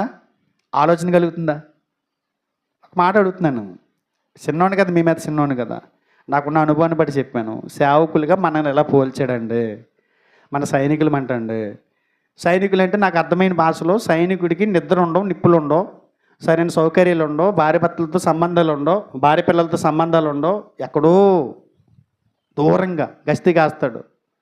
సరైన సెక్యూరిటీ ఉండదు, ఏమవుతుందో తెలియదు, ఎప్పుడు యుద్ధం రేగుతుందో తెలియదు. సేమ్ సేవకుడు కూడా అంతే అని బైబిల్ చెప్తుంది. మనం సేవకుడు శ్రమ అనుభవించాలని చెప్తుంది. నేను చెప్పింది నేను తప్పు అనిపిస్తుందా? తప్పు అనిపిస్తే మన్నించండి. ఆలోచన కలిగిస్తే సైనికుల్లో ప్రవర్తిందాం. దేవునికి స్తోత్రం. లేకపోతే ఆత్మలు పట్టుకోలేమండి, సంపాదించలేమండి. మన సుఖం కోరుకున్నామంటే ఆత్మలు దొరకవండి. ఏమండి? ఇప్పుడు మా సంఘం ఎంతమందో తెలుసా? 100 మంది. మన సంవత్సరం అంతా తెలుసా? 50 అంటున్నారు. నేను అంటలేదండి, నేను అంటలా. 100 మందా సువార్త చేసావా? మరి ఎలా వచ్చారు 100 మంది? 50 ఎలా పెరిగింది? ఒక ఆయన అక్కడ గేలం వేసి పడుతున్నాడు. ఏంటి? చేపలు. ఇలా పట్టంగానే పట్టుకొచ్చి ఇలా తీసి బుట్టలు వేసుకుంటున్నాడు. ఈయన బుట్టలో ఎత్తాడు గేలం. మీకు అర్థమవుతుంది? ఆయనేమో కాళ్ళలో ఎత్తనాడు గేలం, ఆ చేప పడుతుందని ఇందులో బుట్టలు వేసుకుంటున్నాడు. ఈయన బుట్టలో ఎత్తనాడు గేలం, ఇలా తీసి ఈయన బుట్టలు వేసుకుంటున్నాడు. ఇంకొక ఆయన ఈయన బుట్టలో ఎత్తనాడు గేలం. ఈ 100 మంది అలా సర్దుకుంటున్నారు అంతే, కొత్త ఆత్మలేమి లేవు. ఎవరైనా కొత్త ఆత్మ వచ్చింది అని చెప్పండి మీరు. రావు. ఎందుకో తెలుసా? మన సైనికుల్లో పోరాటలేదు, క్రీడాకారుడి స్ఫూర్తితో మనం బ్రతకట్లేదు. ఆత్మలు ఎక్కడ దొరికితే అంత తేలికైన విషయమా? ఆత్మ దొరకటం ఇప్పుడు అంత తేలికైన విషయమా? రాణిస్తున్నారు. ఇప్పుడు గ్రామాల్లోనికి రానివ్వట్లేదు, సువార్త చెప్పొద్దు అంటున్నారు. నువ్వు సైనికుల్లో పోరాడి భయపడకుండా వెళ్తే ఆత్మలు దొరికితే, ఆయన సిద్ధపరిచిన ఆత్మలు దొరికితే, నువ్వు కథలు, నువ్వు గస్తీ కాయు, తిరగవు, సువార్త పట్టుకుని ముందుకు వెళ్ళవు. ఏమన్నాడు తర్వాత? తిమోతికి రాసిన 2వ పత్రిక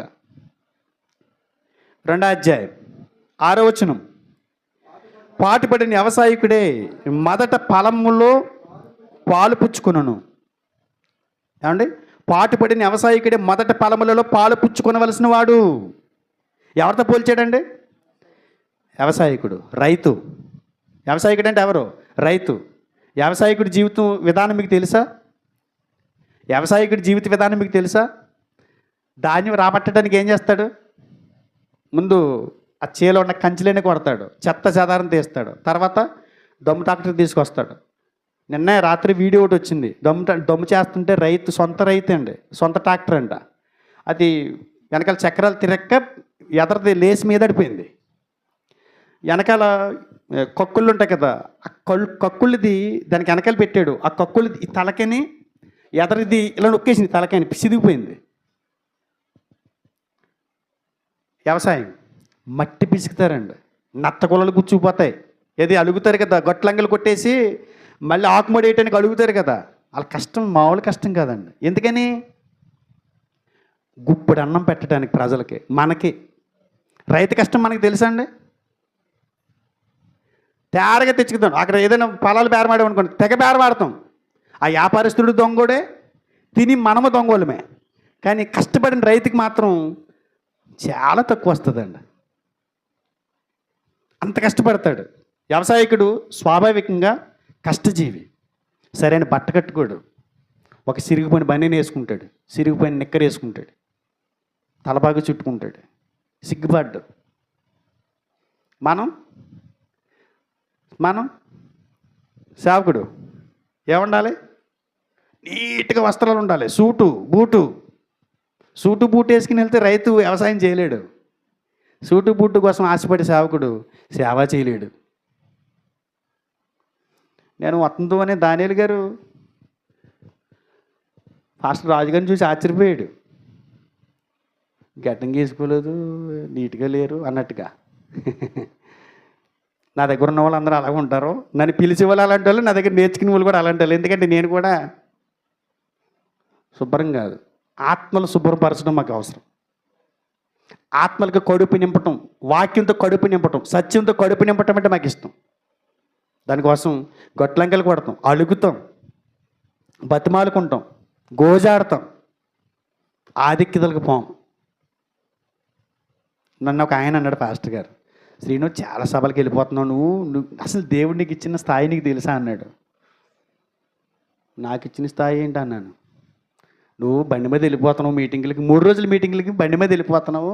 ఆ బండి మీద వెళ్ళావు అనుకో, ఓ 3000 4000 పెడతారు చేతులు అన్నాడు. మరి ఏం చేయను అన్న? కారు ఒకటి కొనుక్కో, అప్పు చేసి 10-15 పెడతారన్నాడు. కనీసం కారు మీద వచ్చాడు, కారుకి 5000 అవుతుంది, 10,000 చేతులు ఎలా ముట్ట చెప్పాలి? కారులో తిరుగుతున్నాడు అంటే పెద్ద సేవకుడి కదా అనుకుని పెడతారంట. నీకు నమస్కారం బాబా, ఇక్కడి నుంచి ఆటో మీద వస్తాను, మా సంఘస్థులు తీసుకుని ఆటో మీద వస్తాను, చూడండి, ఇది నిజం, దేవుడే సాక్షి. ఆటో మీద ఎవడైనా 3 రోజుల సభలకు వాక్యం చెప్పడానికి ఆటో మీద వస్తాడా? నేను ఇవాళ కూడా బండి మీద ప్రిపేర్ అయ్యాం. ఈ ప్రబుద్ధులు ఇద్దరు కారు మాట్లాడి తీసుకొచ్చేసారు కదా. బండి మీద వెళ్దాం ఫ్రీగా ఉంటుంది, ఎక్కడైనా మన ఆగొచ్చి ఫ్రీగా ఉంటుంది. నాకు అవన్నీ మనకి ఎందుకండి? కారులో తిరిగామనుకో కేవలం విశ్వాసలే పాడు చేస్తున్నాడు సేవకుల్ని. అయ్యగారు మీరు రండి, మీరు రూమ్ తీసాం అనేదోడికి మల్లపట్లో రాజుగారు రూమ్ తీయలేదు అనుకో, ఎలా కనపడ్డాను ఆయనకి, లేనిపోని బీజాలు వేసేది మీరే. అలాగని చెప్పి సేవకుని గౌరవించొద్దు అన్నట్లా. సేవకుడిని మీ కుటుంబంలో దేవుడి తర్వాత ప్రథమ స్థానం ఇవ్వాల్సింది సేవకుడికే, నేను కాదని అంటలా. కానీ అలాంటి ప్రలోభాలు చాలా ఇబ్బంది పెడతాయి. అంత హై రిచ్గా కోరుకుంటున్నారు. విశ్వాసులు కూడా ఏంటంటే సాధారణంగా నెత్తుకుంటున్నారు. ఓ చోట అక్కడ లూథరన్ చర్చ్ వాళ్ళు పిలిచారు నన్ను వాక్యం చెప్పడానికి. నాకు కూడా ఒక ఆయన తీసుకెళ్ళి, ఆయన సూట్ వేసాడు, మంచి జబర్దస్త్ అంత ఎత్తున్నాడు, దైవజనులు వచ్చేసారు పిలుద్దాం అన్నారు.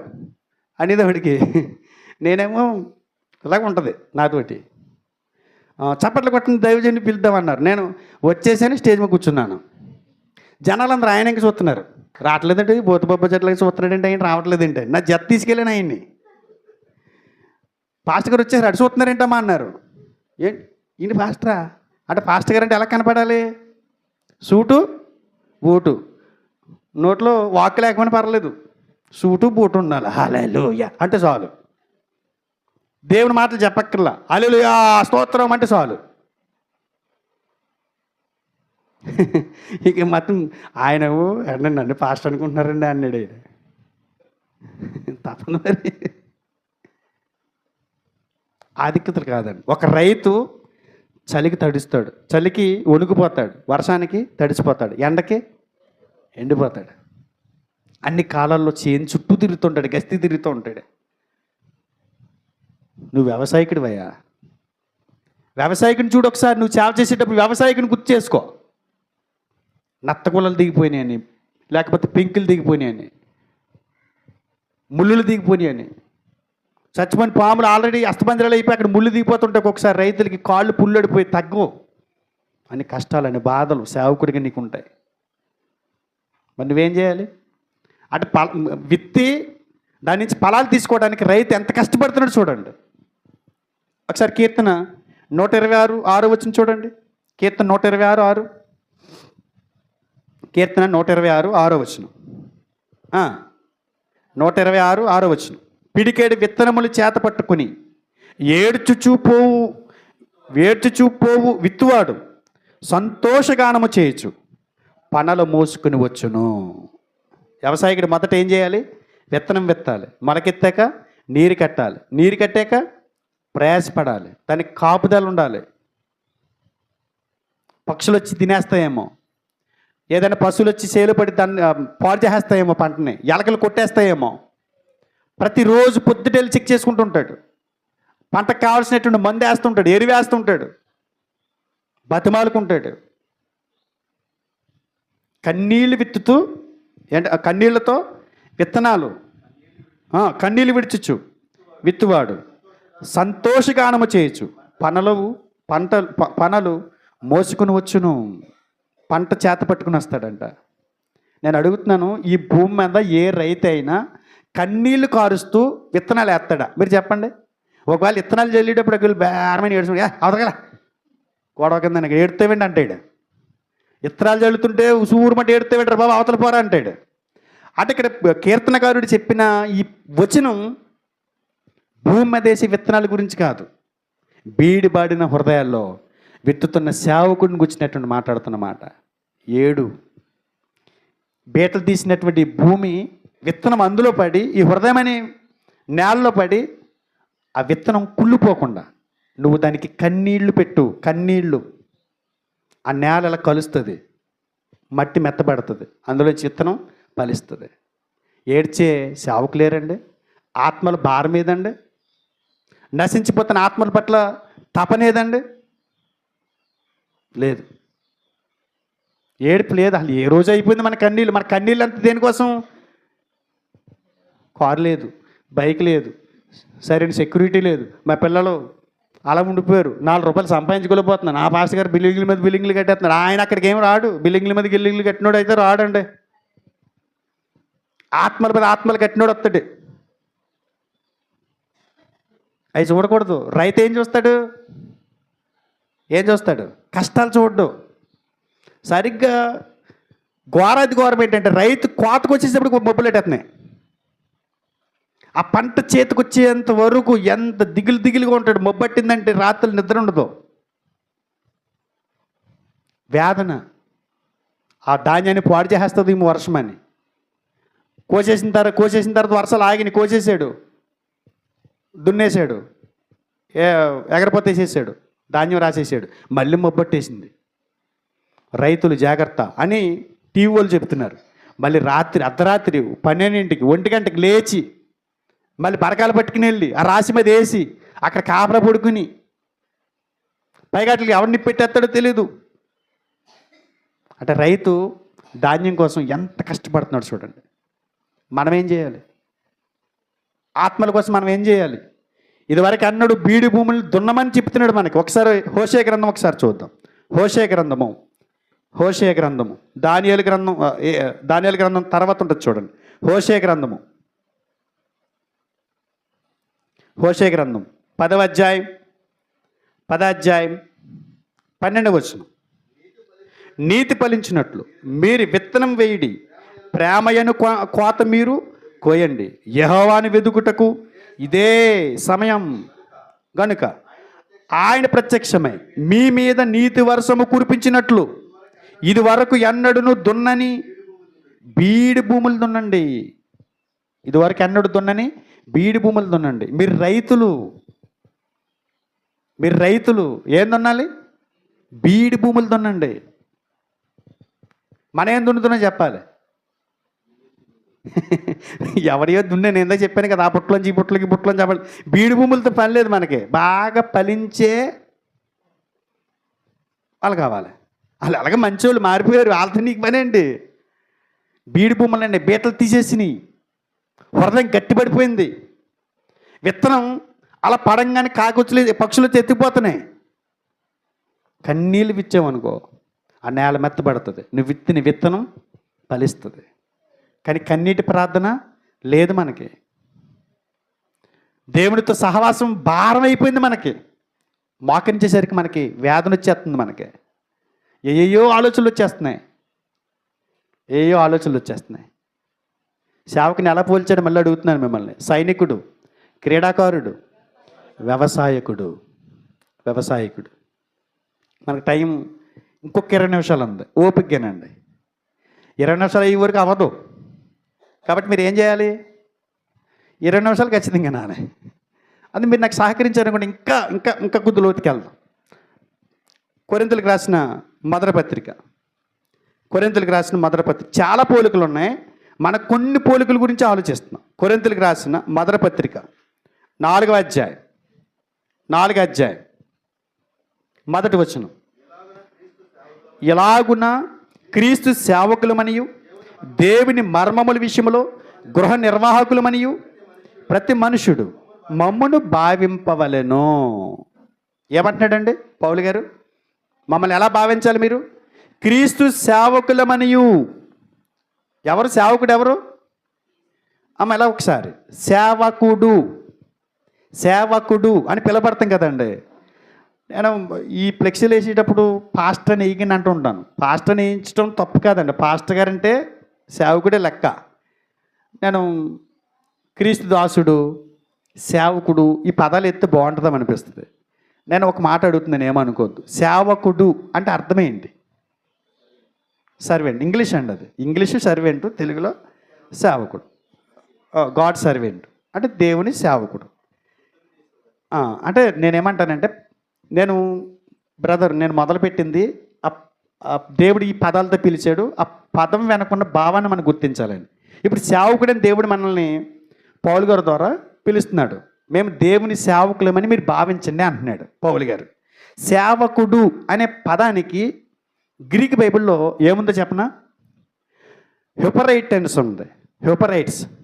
హ్యూపరైట్స్ అంటే ఒక ఫోటో చూపిస్తాను మీకు. ఫోటో చూడండి. ఇక్కడ ఇంగ్లీష్ బైబిల్లో సర్వెంట్ అని ఉంది, తెలుగు బైబిల్లో సేవకుడు అని ఉంది. గ్రీక్ బైబిల్లో ఏముందో చూద్దాం. పౌలు గారు ఎలా పోల్చాడు చూద్దాం. ఇంకో ఇమేజ్ ఉంటుంది చూద్దాం. ఇది కాదు, రెండు కలిపి ఉంటుంది చూడు. ఇది జూమ్ చేయి ఒకసారి. హ్యూపరైట్స్ అంటే అండర్ రోవర్ అంట. ఒరిజినల్గా ఇంగ్లీష్ బైబిల్లో చేయాల్సింది అండర్ రోవర్ అని చేయాలి, సర్వెంట్ అని చేశారు. సేవకులని ఉన్న చోట హుపరేట్స్ అని ఉంది గ్రీక్ బైబిల్లో, తెలుగు బైబిల్లో సేవకులని ఉంది, ఇంగ్లీష్ బైబిల్లో అండర్ రోవర్ అని పెట్టాలి. అండర్ రోవర్ అంటే ఏంటి తెలుసా? అది ధోని, అది పడవ, వాడ పైన ఎవరున్నారు? అధికారులు ఉన్నారు, కెప్టెన్ ఉన్నాడు, దానికి సంబంధించిన వాళ్ళందరూ ఉంటారు, పైన మనుషులు ఉంటారు. వీళ్ళు ఎక్కడున్నారు అనుకుంటున్నారు మీరు? లోపలుండి అవి తెడ్లేస్తున్నారు, చూసారా? ఎవరు? ఒకసారి ఇదిగో తెడ్లు చూసారా? ఆ తెడ్లు తిప్పేది ఎవరు? ఆపరేటర్స్. అండర్ రోవర్ అంటారు వాళ్ళని, అండర్ రోవర్స్ అంటారు వాళ్ళని. అంటే లా నుండి ఏం చేస్తున్నారు వాళ్ళు? లా నుండి ఏం చేస్తున్నారు? తెడ్లేస్తున్నారు. దేనికి? వాడ వేగం పెంచడానికి. వాడ మామూలుగా నడుస్తుంది, సముద్రంలో ఉన్న గోదావరిలో ఉన్న వాడ మామూలుగానే వెళ్తుంది. అది వేగంగా వెళ్ళాలంటే ఏం చేయాలి? తెడ్డేయాలి. అంటే తెడ్డేసి ఏం చేయాలి? చాలా కష్టపడాలి. ఆ తెడ్డి ఎవరు వాళ్ళు ఇలా అంటూ ఉంటే ఆ తెడ్డి నీళ్ళు గెండుతూ ఉంటుంది. ఆ నీళ్లు గెండుతున్నప్పుడు ఈ వాడ ఏం చేస్తుంది? వేగంగా దూసుకెళ్తుంది. నువ్వు ఎంత కష్టపడితే అంత వేగంగా వెళ్తుంది. ఈ అండర్ రోవర్ ఎంత కష్టపడితే అంత వేగంగా ఈ వాడ వెళ్తుంది. మనం ఎవరితో పోల్చబడ్డాం తెలుసా? అండర్ రోవర్స్, సేవకులు. ఈ తెడ్డేసి వాడని ముందుకు నడిపే ఒక వ్యక్తితో పోల్చబడ్డాం. వాళ్ళ గురించి అండర్ రోవర్స్ అని ఇచ్చాడు ఏంటి అని చెప్పి నేను అండర్ రోవర్స్ అని ఇంగ్లీష్లో కొడితే వాళ్ళ గురించి చిన్న సమాచారం ఇచ్చాడండి. వాళ్ళు ఏం చేస్తారంటే తెలుసా అండి? వాడు అడుగు బాగా నుండి వాడను పరిగెత్తించేట్టుగా వాళ్ళు పనిచేస్తారంట. వాళ్ళకి ఇప్పుడు మనం సింపుల్గా చూసాం. వాళ్ళు ఏం చేస్తారో తెలుసా అండి? కాళ్ళకి సంఖ్యలు వేస్తారంటండి. ఎవరికి? అండర్ రోవర్స్కి. ఈ తెడ్లెట్టి గంటి వాడని ముందుకు పుష్ చేసే వాళ్ళు ఉంటారు చూసారా, ఈ పనిచేసేవాళ్ళు, ఈ సేవకులు. వాళ్ళకి కాళ్ళకి గొలుసులే వేస్తారంట. తర్వాత వాడు ఒకవేళ మునిగిపోయింది అనుకోండి, వాడుతో పాటు వీళ్ళు కూడా మునిగిపోతారంట. తర్వాత హోపరేట్స్ అంటే మన భారతదేశంలో మొత్తం ఎక్కడైనా నీచమైన పని అంటండి ఇది. వాళ్ళకి సరైన ఆహారం ఉండదంట, నిద్ర ఉండదంట. పైన వాళ్ళు ఎలా ఉన్నా, వాళ్ళకి కెప్టెన్ చెప్పినట్టు వినాలంట. ప్రజలు ఎలా ఉన్నా వీళ్ళు ఆ పని శ్రమిస్తూనే చేయాలంట. సరైనటువంటి సౌకర్యాలు ఉండవు. వాళ్ళ పైన వాళ్ళు తింటారు, ఉంటారు, అన్నీ బాగానే ఉంటాయి. వీళ్ళకి సమయానికి తిండి రాదంట. పారిపోకుండా, ప్రమాదం వచ్చినప్పుడు పారిపోకుండా కాళ్ళకి సంఖ్యలు వేస్తారంట. గౌరవ అభిప్రాయాలు వాళ్ళ మీద ఉండవంట ప్రజలకి. వాళ్ళని అండర్ రోవర్స్ అన్నాడు. సేవకులను ఏమని పిలుస్తున్నాడు పౌలు గారు? ఏ భావంతో పిలుస్తున్నాడు? పౌలు ఉద్దేశం ఏంటి? వాడ నడిపే నావికులు మీరు. పైకి కనపడరు. ఎక్కడుంటారు వాళ్ళు? కింద ఉంటారు. నడిచేది వాడ నడుస్తుంది. లా నుండి నడిపేది ఎవరు? నేను అడుగుతున్నాను ఒక మాట. వాళ్ళకి సరైన సౌకర్యాలు ఉండవు, వాళ్ళ ఇబ్బందులు ఉంటాయి. వాడు ముందుకెళ్ళడానికి కారకులు వాళ్ళే. వాడు మునిగిపోతే వాడితో పాటు ఎలా చచ్చిపోవాలి, కష్టం వచ్చినా ఎలా భరించాలి, పేరు ప్రఖ్యాతులు ఉండవు, ఇవన్నీ చెప్పుకుంటున్నాం కదా. వారితో పోలిస్తే సేవకులుగా మనం ఏం చేస్తున్నాం? నేను ఇందాక చెప్పాను కదా, ఆ చర్చిలో విశ్వాసాలని ఈ చర్చిలోకి, ఈ చర్చిలో విశ్వాసాలను ఆ చర్చిలోకి, ఆ చర్చిలో విశ్వాసాలు ఈ చర్చిలోకి ఎలా తిరుగుతున్నారు? రొటేట్ అవుతున్నారు. ఇలా తిరుగుతున్నారు. కొత్త వాళ్ళు ఎవరైనా వచ్చారని అడిగాను. ఎవరు కొత్త వాళ్ళు సంఘాల్లోనికి చేర్చబడట్లా. జనం పెరిగారు అని అంటే వేరే చర్చిలో వాళ్ళు వచ్చి నీ చర్చిలో కూర్చుంటున్నారు అంతే. నాకు ఇంచుమించు 9 మంది ఒక ఫ్యామిలీ, పెద్ద ఫ్యామిలీ, 9 మంది ఫ్యామిలీ వచ్చి ఒక వారం వచ్చాడు. చర్చికి వచ్చిన తర్వాత వాక్యం అన్నాడు. చాలా బాగా చెప్పారండి వాక్యం అన్నాడు. మళ్ళీ వారం నుంచి నువ్వు కనపడవు అన్నాను. ఎందుకంటే నేను 14 సంవత్సరాల నుంచి సేవ చేస్తున్నాను. నా పరిచర్లో ఇంతమందిని చూశాను నేను అలా చెప్పిలోని. ఒకవేళ నేను అన్నాను, మేము 9 మంది ఉంటామంటే 9 మంది వస్తామని అన్నాడు, రావద్దన్నాడు. అని అన్నాడు, మీరు ఎక్కడి నుంచి వచ్చారని. నేను చెప్తే మారు మనసు పొంది క్రీస్తు ప్రభువును కొత్తగా నమ్ముకోలేదు కదా నువ్వు, ఎక్కడి నుంచి వచ్చావన్నా. పలానా చర్చిలో ఆయన తిట్టాడండి, అసలు గౌరవం లేదండి అక్కడ, అందుకు వచ్చాను. రేపు నేనైనా అంతే కదా, నన్నైనా అంతే కదా, కొట్టినా తిట్టినా. మీ అమ్మ నాన్న వదిలేచేస్తావు, మీ అమ్మ నాన్న తిడితే వదిలేచేస్తావా మీ కుటుంబాన్ని? నీ భార్య తిడితే నీ కుటుంబాన్ని వదిలేచేస్తావా? మళ్ళీ 2 రోజులకు 3 రోజులకు కోపం తగ్గాక వెళ్తావు కదా, అలాగే వెళ్ళి అక్కడికి వెళ్ళక ఇంకా అన్నాను. మీ పాస్టర్ గారికి పొగరు ఎక్కువ అన్నాడంట. మరి పొగరే కదండి, ఏ పొగరిది? రోషం అనాలి. మరొక పదం రోషం. కొత్తగా నేనేం సంపాదిస్తూ ఉండండి, బయట వాళ్ళు వద్దు నాకు. ఇలాంటి పరిస్థితి ఉంది. వాళ్ళ పరిస్థితి ఎలా ఉందంటే కుంటుపడిపోయింది. ఏమైపోయింది? కుంటుపడిపోయింది. వాడంటే ఏంటి? సంఘం. సంఘాన్ని వేగంగా ఈ లోకమైన సముద్రంలో దూసుకుని పోయేలా ప్రయత్నం చేయాల్సింది ఎవరంటే సేవకుడే. కానీ వాడేం చేస్తుంది? అక్కడ ఇళ్ళ నీటిలో అటు ఇటు కుదపలేస్తుంది తప్ప ముందుకు ఒక గజం కూడా వెళ్తలేదు. కారణం ఏంటంటారు? చెప్పాలి, కారణం ఏంటి? ఆ తెడ్డేసినోడు సుఖానికి అలవాటు పడ్డాడు కింద. నేను చూపిస్తాను అన్నమాట. అపొస్తలుల కార్యములు 27 అధ్యాయం. అపొస్తలుల కార్యములు 27 అధ్యాయము 27 అధ్యాయము 2వ వచనం చూద్దామా? 2వ వచనం. అపొస్తలుల కార్యములు 27 అధ్యాయం. ఆసియా బ్రదర్ మొదటి నుంచి చూద్దాం. మేము వాడ ఎక్కి ఇటలీ వెళ్ళవలనని నిర్ణయమైనప్పుడు వారు పౌలును మరి కొందరు ఖైదీలను ఐగుస్తు పటాలములో శతాధిపతి అయిన యూలి అని వానికి అప్పగించిరి. ఎవరికి అప్పచెప్పారండి? యూలి అని వానికి అప్పగించిరి. ఆసియా దెరవెంబడినున్న పట్టణములకు ప్రయాణము చేయబోవు అద్రముత్తియ పట్టణపు వాడనెక్కి మేము బయలుదేరితిమి. మాస్దోనియుడును తెస్సలోనికే పట్టణస్థుడైన అరిస్తార్కు మాతో కూడా ఉండాను. ఈ 2 వచనాలు హైలైట్ చేద్దాం. ఈ 2 వచనాలు చూద్దాం. వాడ సంఘమైన వాడు ఎక్కడ స్టార్ట్ అయింది? సంఘం ఎక్కడ స్టార్ట్ అయింది?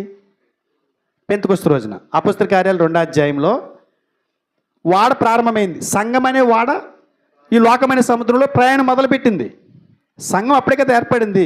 పెంతెకొస్తు పండగ రోజున పరిశుద్ధాత్ముడు భూమి మీదకి వచ్చి పేతురు గారు మిగతా 11 మంది అపొస్తలులతో మాట్లాడించగా 3000 మంది ఆ రోజు మారు మనసు పొంది సంఘంలోకి చేర్చబడ్డారు.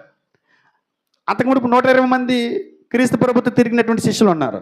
వారీరు కలిపి ఆ రోజు సంఘం అనే వాడ ఆర్భాటంగా హుందాగా దేవుని సమక్షంలో ప్రారంభమైంది. వాడకి పడిపోకుండా ఏం కావాలి ఏమండి? వాడ తూలిపోకుండా ఏముండాలి? వాడ చిక్కి చెదరకుండా ఉండాలంటే ఏం కావాలి? లంగర్లు ఉండాలి. పెంతెకొస్తు పండగ రోజున మొదలైన సంఘమని ఈ వాడకి 4 లంగర్లు వేశారు. చూపిస్తాను చూడండి. ఇది అలా అట్టే పెట్టుకోండి. 2వ అధ్యాయము అపొస్తలుల కార్యాలు 2వ అధ్యాయము 40 నుంచి చూద్దాం. 40 నుంచి చూద్దాం. ఇంకను అనేక విధములైన మాటలతో సాక్ష్యం ఇచ్చి మీరు మూర్ఖులకి ఈ తరం వారికి వేరే రక్షణ పొందిరని వారిని హెచ్చరించాను. కాబట్టి అతని వాక్యం అంగీకరించిన వారు బాప్తిసం పొందిరి. ఆ దినమందు ఇంచుమించు 3000 మంది చేర్చబడిరి. వీరు అపొస్తలుల బోధ యందును, ఇదిగోండి, ఒక లంగరు వాడ పడిపోకుండా ఒక లంగరు వేసాడు. 2వ లంగరు సహవాసమందును, 3వ లంగరు రొట్టె విరుచుటి అందను, 4వ లంగరు ప్రార్థన చేయటి అందను. ఈ 4 లంగర్లు ఉన్నంత కాలం వాడకి ఏ ప్రాబ్లం ఉండదు. ఇప్పుడు అపొస్తలుల బోధ ఉందా? ఎవరికి ఇష్టం వచ్చిన బోధనాలు చేస్తున్నారు. సహవాసం ఉందా? రాజుగారు అన్నింటికి వెళ్తారు అనుకుంటే ఈయన పిలిస్తే ఎవరన్నా వచ్చారా? అటు ఏమి లేదు, కమ్యూనికేషన్ లేదు. ఇంకేంటి? ప్రార్థన ఇవాళ సేవకుడికి చాలా భారం అయిపోయింది. సేవలకు రాకమునుపు నన్ను సేవలో వాడుకో ప్రభా అని చెప్పి 24 గంటలు ప్రార్థన చేస్తాడు. సేవలకు దేవుడు రప్పించిన తర్వాత, సేవలు వాడుకుంటున్న తర్వాత, అయ్యా నీ దగ్గర ప్రార్థన చేయడానికి కూడా నాకు సమయం లేనంత పని ఇచ్చేసేవు తండ్రి అంటున్నారు. అర్థమవుతుంది మీకు? ప్రార్థన చేయడానికి కూడా సమయం లేనంత పని ఇచ్చేసాడంట ఆయన. ఏం మానేశాడు? ప్రార్థన మానేశాడు. అపొస్తలులు బోధ లేదు, ఇంకేమి లేదు, సహవాసం లేదు, ఇంకేమి లేదు. రొట్టె విరుచుట. రొట్టె విరుచుట అంటే ఏంటి తెలుసా? రొట్టె ఎందుకు విరవాలి? రొట్టె ఎందుకు విరాలి? మన బాధ్యతను గుర్తించడానికి, క్రీస్తు ప్రభు మరణాన్ని ప్రచురించడానికి రొట్టెని తీసుకోవాలి. ఈ రొట్టెను చూసినప్పుడు ఎవరు గుర్తు రావాలి మనకి? క్రీస్తు ప్రభు గుర్తు రావాలి. క్రీస్తు ప్రభు మనకి జీవాహారంగా మారటానికి ఆయన ఎంత కష్టపడ్డాడో మనం గుర్తించాలి. గుర్తించిన తర్వాత మనం ఏం చేయాలి?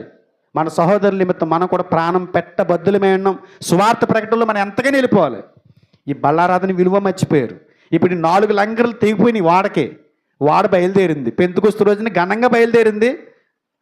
కొంతకాలానికి ఏమైంది? లంగర్లో కట్ అయిపోయినాయి. ఇప్పుడు సముద్రంలో వాడ ఎలా ఉందో చెప్పాలి.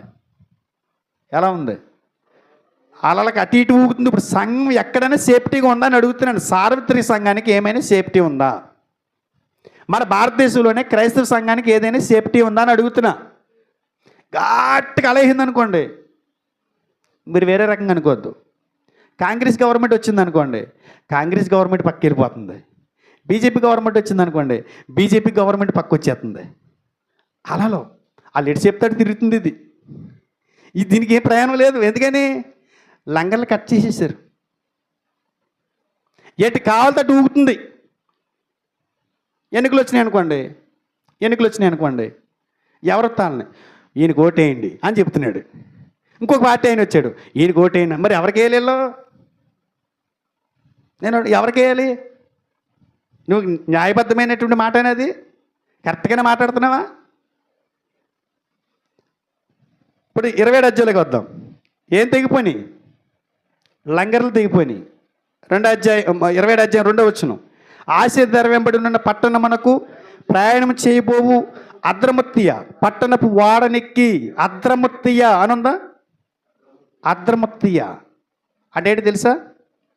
అద్రముత్తియ అనే పదానికి అర్థం ఏంటి తెలుసా? పందెములో లేదు అని అర్థం. ఎందులో లేదు? పందెములో లేదు. ఏమి లేదు పందెంలో? సంఘం. అంటే పరిగెట్టే దాంట్లో లేదా? పక్క తప్పుకుంది. పరుగు లేదు. ఇప్పుడు ఎలా నడుస్తుంది మరి? తాబేల్లో నడుస్తుంది. సంఘం ఎలా నడుస్తుంది? తాబేల్లో నడుస్తుంది. యేసు రాకడ ఆలస్యమట గల కారణం ఏంటి? సంఘం స్తబ్దుగా ఉంది. సంఘానికి ఓపిక లేదు. సంఘం వేగం తగ్గిపోయింది. కారకుడు ఎవరంటే కేవలం సేవకుడే. హెపరైట్స్, అండర్ రోవర్, కష్టపడి ముందుకు నెట్టాల్సింది నువ్వు. సంఘం బాధ్యత నీది. ఆ లంగర్లు తెగిపోయినాయి. ఈ అలల చేత వాడ కొట్టబడుతుంది. ఇప్పుడు సంఘం అంట పందెంలో లేదంట. పందెంలో లేకపోతే గల కారకుడు ఎవరంటే సేవకుడే. ఎందుకంటే నువ్వు ఆ తెడ్డేయాల్సింది, నువ్వు ఆ తెడ్డు వదిలేసి ఏం చేస్తున్నావు? సుఖానికి అలవాటు పడ్డావు. ఆత్మలు ఎలా దొరికితే సంఘం ముందుకు ఎలా వెళ్తుంది? యేసుప్రభు రాకడ ఎందుకు ఆలస్యం అవుతుంది? అద్రమత్తి అంటే ఏంటి? పందెములో లేదు. కానీ యేసుప్రభు మన నుంచి కోరుకున్నది ఏంటి తెలుసా? హెబ్రీయులకు రాసిన పత్రిక 12వ అధ్యాయం. హెబ్రీయులకు రాసిన పత్రిక 12వ అధ్యాయము మొదటి 2 వచనాలు చూడండి. మొదటి 2 వచనాలు. ఎంత గొప్ప సాక్షి సమూహము మేఘం వల్ల మనల్ని ఆవరించి ఉన్నందున మనము కూడా ప్రతి భారమును సులువుగా చిక్కులు పెట్టి పాపమును విడిచిపెట్టి విశ్వాసమునకు కర్తయు దాన్ని కొనసాగించబడిన యేసుక్రీస్తు వైపు చూచుచు మన ఎదుట ఉంచబడిన పందెములో ఓపికతో పరిగెత్తుదుము. సులువైపోయామా? కానీ ఈయనేమంటాడు? ఓపికతో పరిగెత్తుదుము. పందెం నుంచి తప్పుకోవద్దు. క్రైస్తవ జీవితం అంటే పోరాటం. ఆటంకాలు వస్తాయి, అడ్లు వస్తాయి. నీ తెడ్డే నీటిలో ఊపటం మానకూడదు, దూసుకుని పోవాలి. ఎన్నో ఆటంకాలు వస్తాయి, ఎదురు కెరటాలు కొడతాయి. సార్వత్రిక సంఘం పరిస్థితి ఇలా ఉందండి. సార్వత్రిక సంఘం మొత్తం ఇలా పాడైందండి. సార్వత్రిక సంఘం అంతా కూడా దేవుడు కోరినట్లుగా లేదండి. ఇంకొక మాట చూడండి, 2వ వచనంలోనే అద్రమత్తి అనే విషయం చూసాం మనం. తర్వాత చదవండి ఒకసారి. అపొస్తలుల కార్యాలు 27:2 అన్న. మర్నాడు 2వ వచనం అమ్మ. ఆసియా ధర వెంబడినున్న పట్టణములకు ప్రయాణం చేయబో అద్రమతి పట్టణపు వాడనెక్కి మేం బయలుదేరుతమి. మాసిదోనీయుడును తెస్సలోనిక పట్టణస్థుడైన అరిస్తార్కు మాతో కూడా ఉండెను. అరిస్తార్కి ఎవరు? మాసిదోనియా పట్టణస్థుడంట. అరిస్తార్కి అంటే ఏంటి తెలుసా? ఉత్తమ పరిపాలకుడు. అరిస్తార్కి అంటే ఎవరు? ఉత్తమ పరిపాలకుడు. సంఘంలో ఉత్తమ పరిపాలకుడు ఎవరు? సంఘంలో ఉత్తమ పరిపాలకుడు ఎవరు? పరిశుద్ధాత్ముడు. ఒకసారి అపొస్తలుల కార్యాలు 20 అధ్యాయం చూడండి, 28 వచనం ముగించుకుందాం. ఇక అపొస్తలుల కార్యాలు 20:28. దేవుడు తన స్వరక్తం ఇచ్చి సంపాదించిన సంఘమును కాయుటకు పరిశుద్ధాత్మ మిమ్మును దేని యందు అధ్యక్షులుగా ఉంచెను. ఆ యావత్ మందరిని గూర్చి మీ మట్టుకు మిమ్మును గూర్చి జాగ్రత్తగా ఉండుడి. సంఘంలో ఉత్తమ పరిపాలకుడు ఎవరు? పరిశుద్ధాత్ముడు. ఎవరిని ఏర్పాటు చేశాడంట ఆయన? ఏమండి, సంఘంలో ఎవరిని ఏర్పాటు చేశాడంట? పెద్దలనంట. ఎవరు ఏర్పాటు చేశారు? ఇప్పుడు సంఘంలో పెద్దలను ఎవరు ఏర్పాటు చేస్తున్నారు చెప్పండి? సంఘంలో పెద్దలు ఎవరు చెప్పండి? ఆయనకి 2, ఆయనకి 3, సంఘ పెద్ద. వడ్డీ వ్యాపారస్తుడు, కుల సంఘాలకు నాయకుడు, పెద్ద జాబ్ చేసి రిటైర్ అయినోడు, నోట్లో 4 లేనోడు, బైబిల్ ఎన్ని పుస్తకాలు తెలియనోడు సంఘ పెద్దలు. మరి డబ్బు ఉన్నవాడు, పేరు ప్రఖ్యాతలు ఉన్నవాడు, పెద్ద జాబ్ చేసి వచ్చినాడు, వీళ్ళ సంఘ పెద్దలు, వీళ్ళ ఉత్తమ పాలకులు. మరి ఎందుకు వేగం తగ్గిపోయింది సంఘం?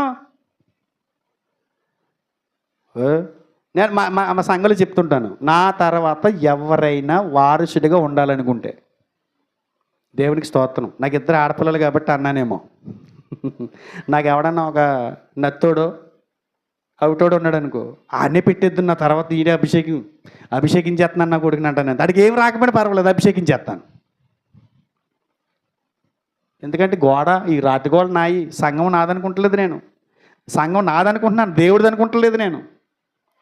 ఎవరు పెట్టేస్తాం మనం? తాగుబోతుడిని, వానమాల రానోళ్ళని, మారు మనిషి అంటే ఏంటి తెలియను. నేను ముందు చెప్పాను కదా, లోతన సంఘానికి పిలిచాడు వాక్యం చెప్తాకని. నాకు అనుమానం వచ్చి, చాలా బాగా చెప్తున్నారన్న, మీరు రావాలన్న మా చర్చికి అన్నాడు. సరే వస్తున్నా. వెళ్తా దారిలో అడిగాను, అంటే యేసుక్రీస్తు వారు ఎక్కడ పుట్టాడన్నా అన్నాను. మామూలుగా నాకు డౌట్ వచ్చింది.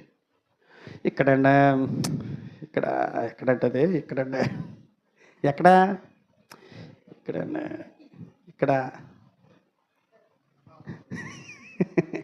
యేసుక్రీస్తు వారు భౌతికంగా ఎక్కడ పుట్టాడో కూడా తెలియదు. సంఘానికి పెద్ద. మారు మనసు అంటే ఏంటో తెలియదు. సంఘానికి నాయకుడు. ఈ మూలలో కావడం ఉంటుంది, ఆ మూలలో కావడం ఉంటుంది. సంఘానికి నాయకుడు. ఉత్తమ పాలకుడు ఎక్కడున్నాడు? పరిశుద్ధాత్ముడికి ఛాన్స్ ఏది? సంఘం స్లో అయిపోదా? అర్థమవుతాయి అని వాడెక్కినప్పుడే అర్థమైపోవాలి మనం. ఆ వాడ దిగిపోయారు. ఏ వాడ? పెంతుకొస్తు రోజున స్టార్ట్ అయిన వాడ దిగిపోయి వేరే వాడెక్కేసారు వీళ్ళు. ఏ వాడిది? ఈ తాగుబోతుల సంఘ పెద్దలకు ఉన్న వాడ, ఈ తిరిగిబోతుల సంఘ పెద్దలకు ఉన్న వాడెక్కేసారు. ఈ స్పీడ్ వెళ్తుంది. ఇప్పుడు వీళ్ళకే సరిపోద్ది. అతని మీద ఇతను గొడవలు ఎట్టుకోవటం. ఎక్కడ మన రూపాంతర దేవాలయం మన నర్సాపురం చితక కొట్టేసుకున్నారు. టీవీల్లో వచ్చింది, సంఘ పెద్ద కోసం అంటండి, చితక కొట్టేసుకున్నారు. టీవీల్లో వచ్చేసింది. అటు ఇది కూడా ఏమైపోయిందంటే సంఘం రాజకీయ వ్యవస్థ అయిపోయింది. మరి సంఘం ఆగిపోతే ఏం చేస్తుంది? నేను షార్ట్లో వెళ్తున్నాను, ఎందుకంటే మనకు టైం అయిపోయింది మనకి. ఇంకొక మాట ఉంటుంది చూడండి, రెండో వచనంలోనే ఏ వాడ అంక అన్న ఇంకా చదవండి. 6వ వచనం చూద్దాం. 6వ వచనం అండి.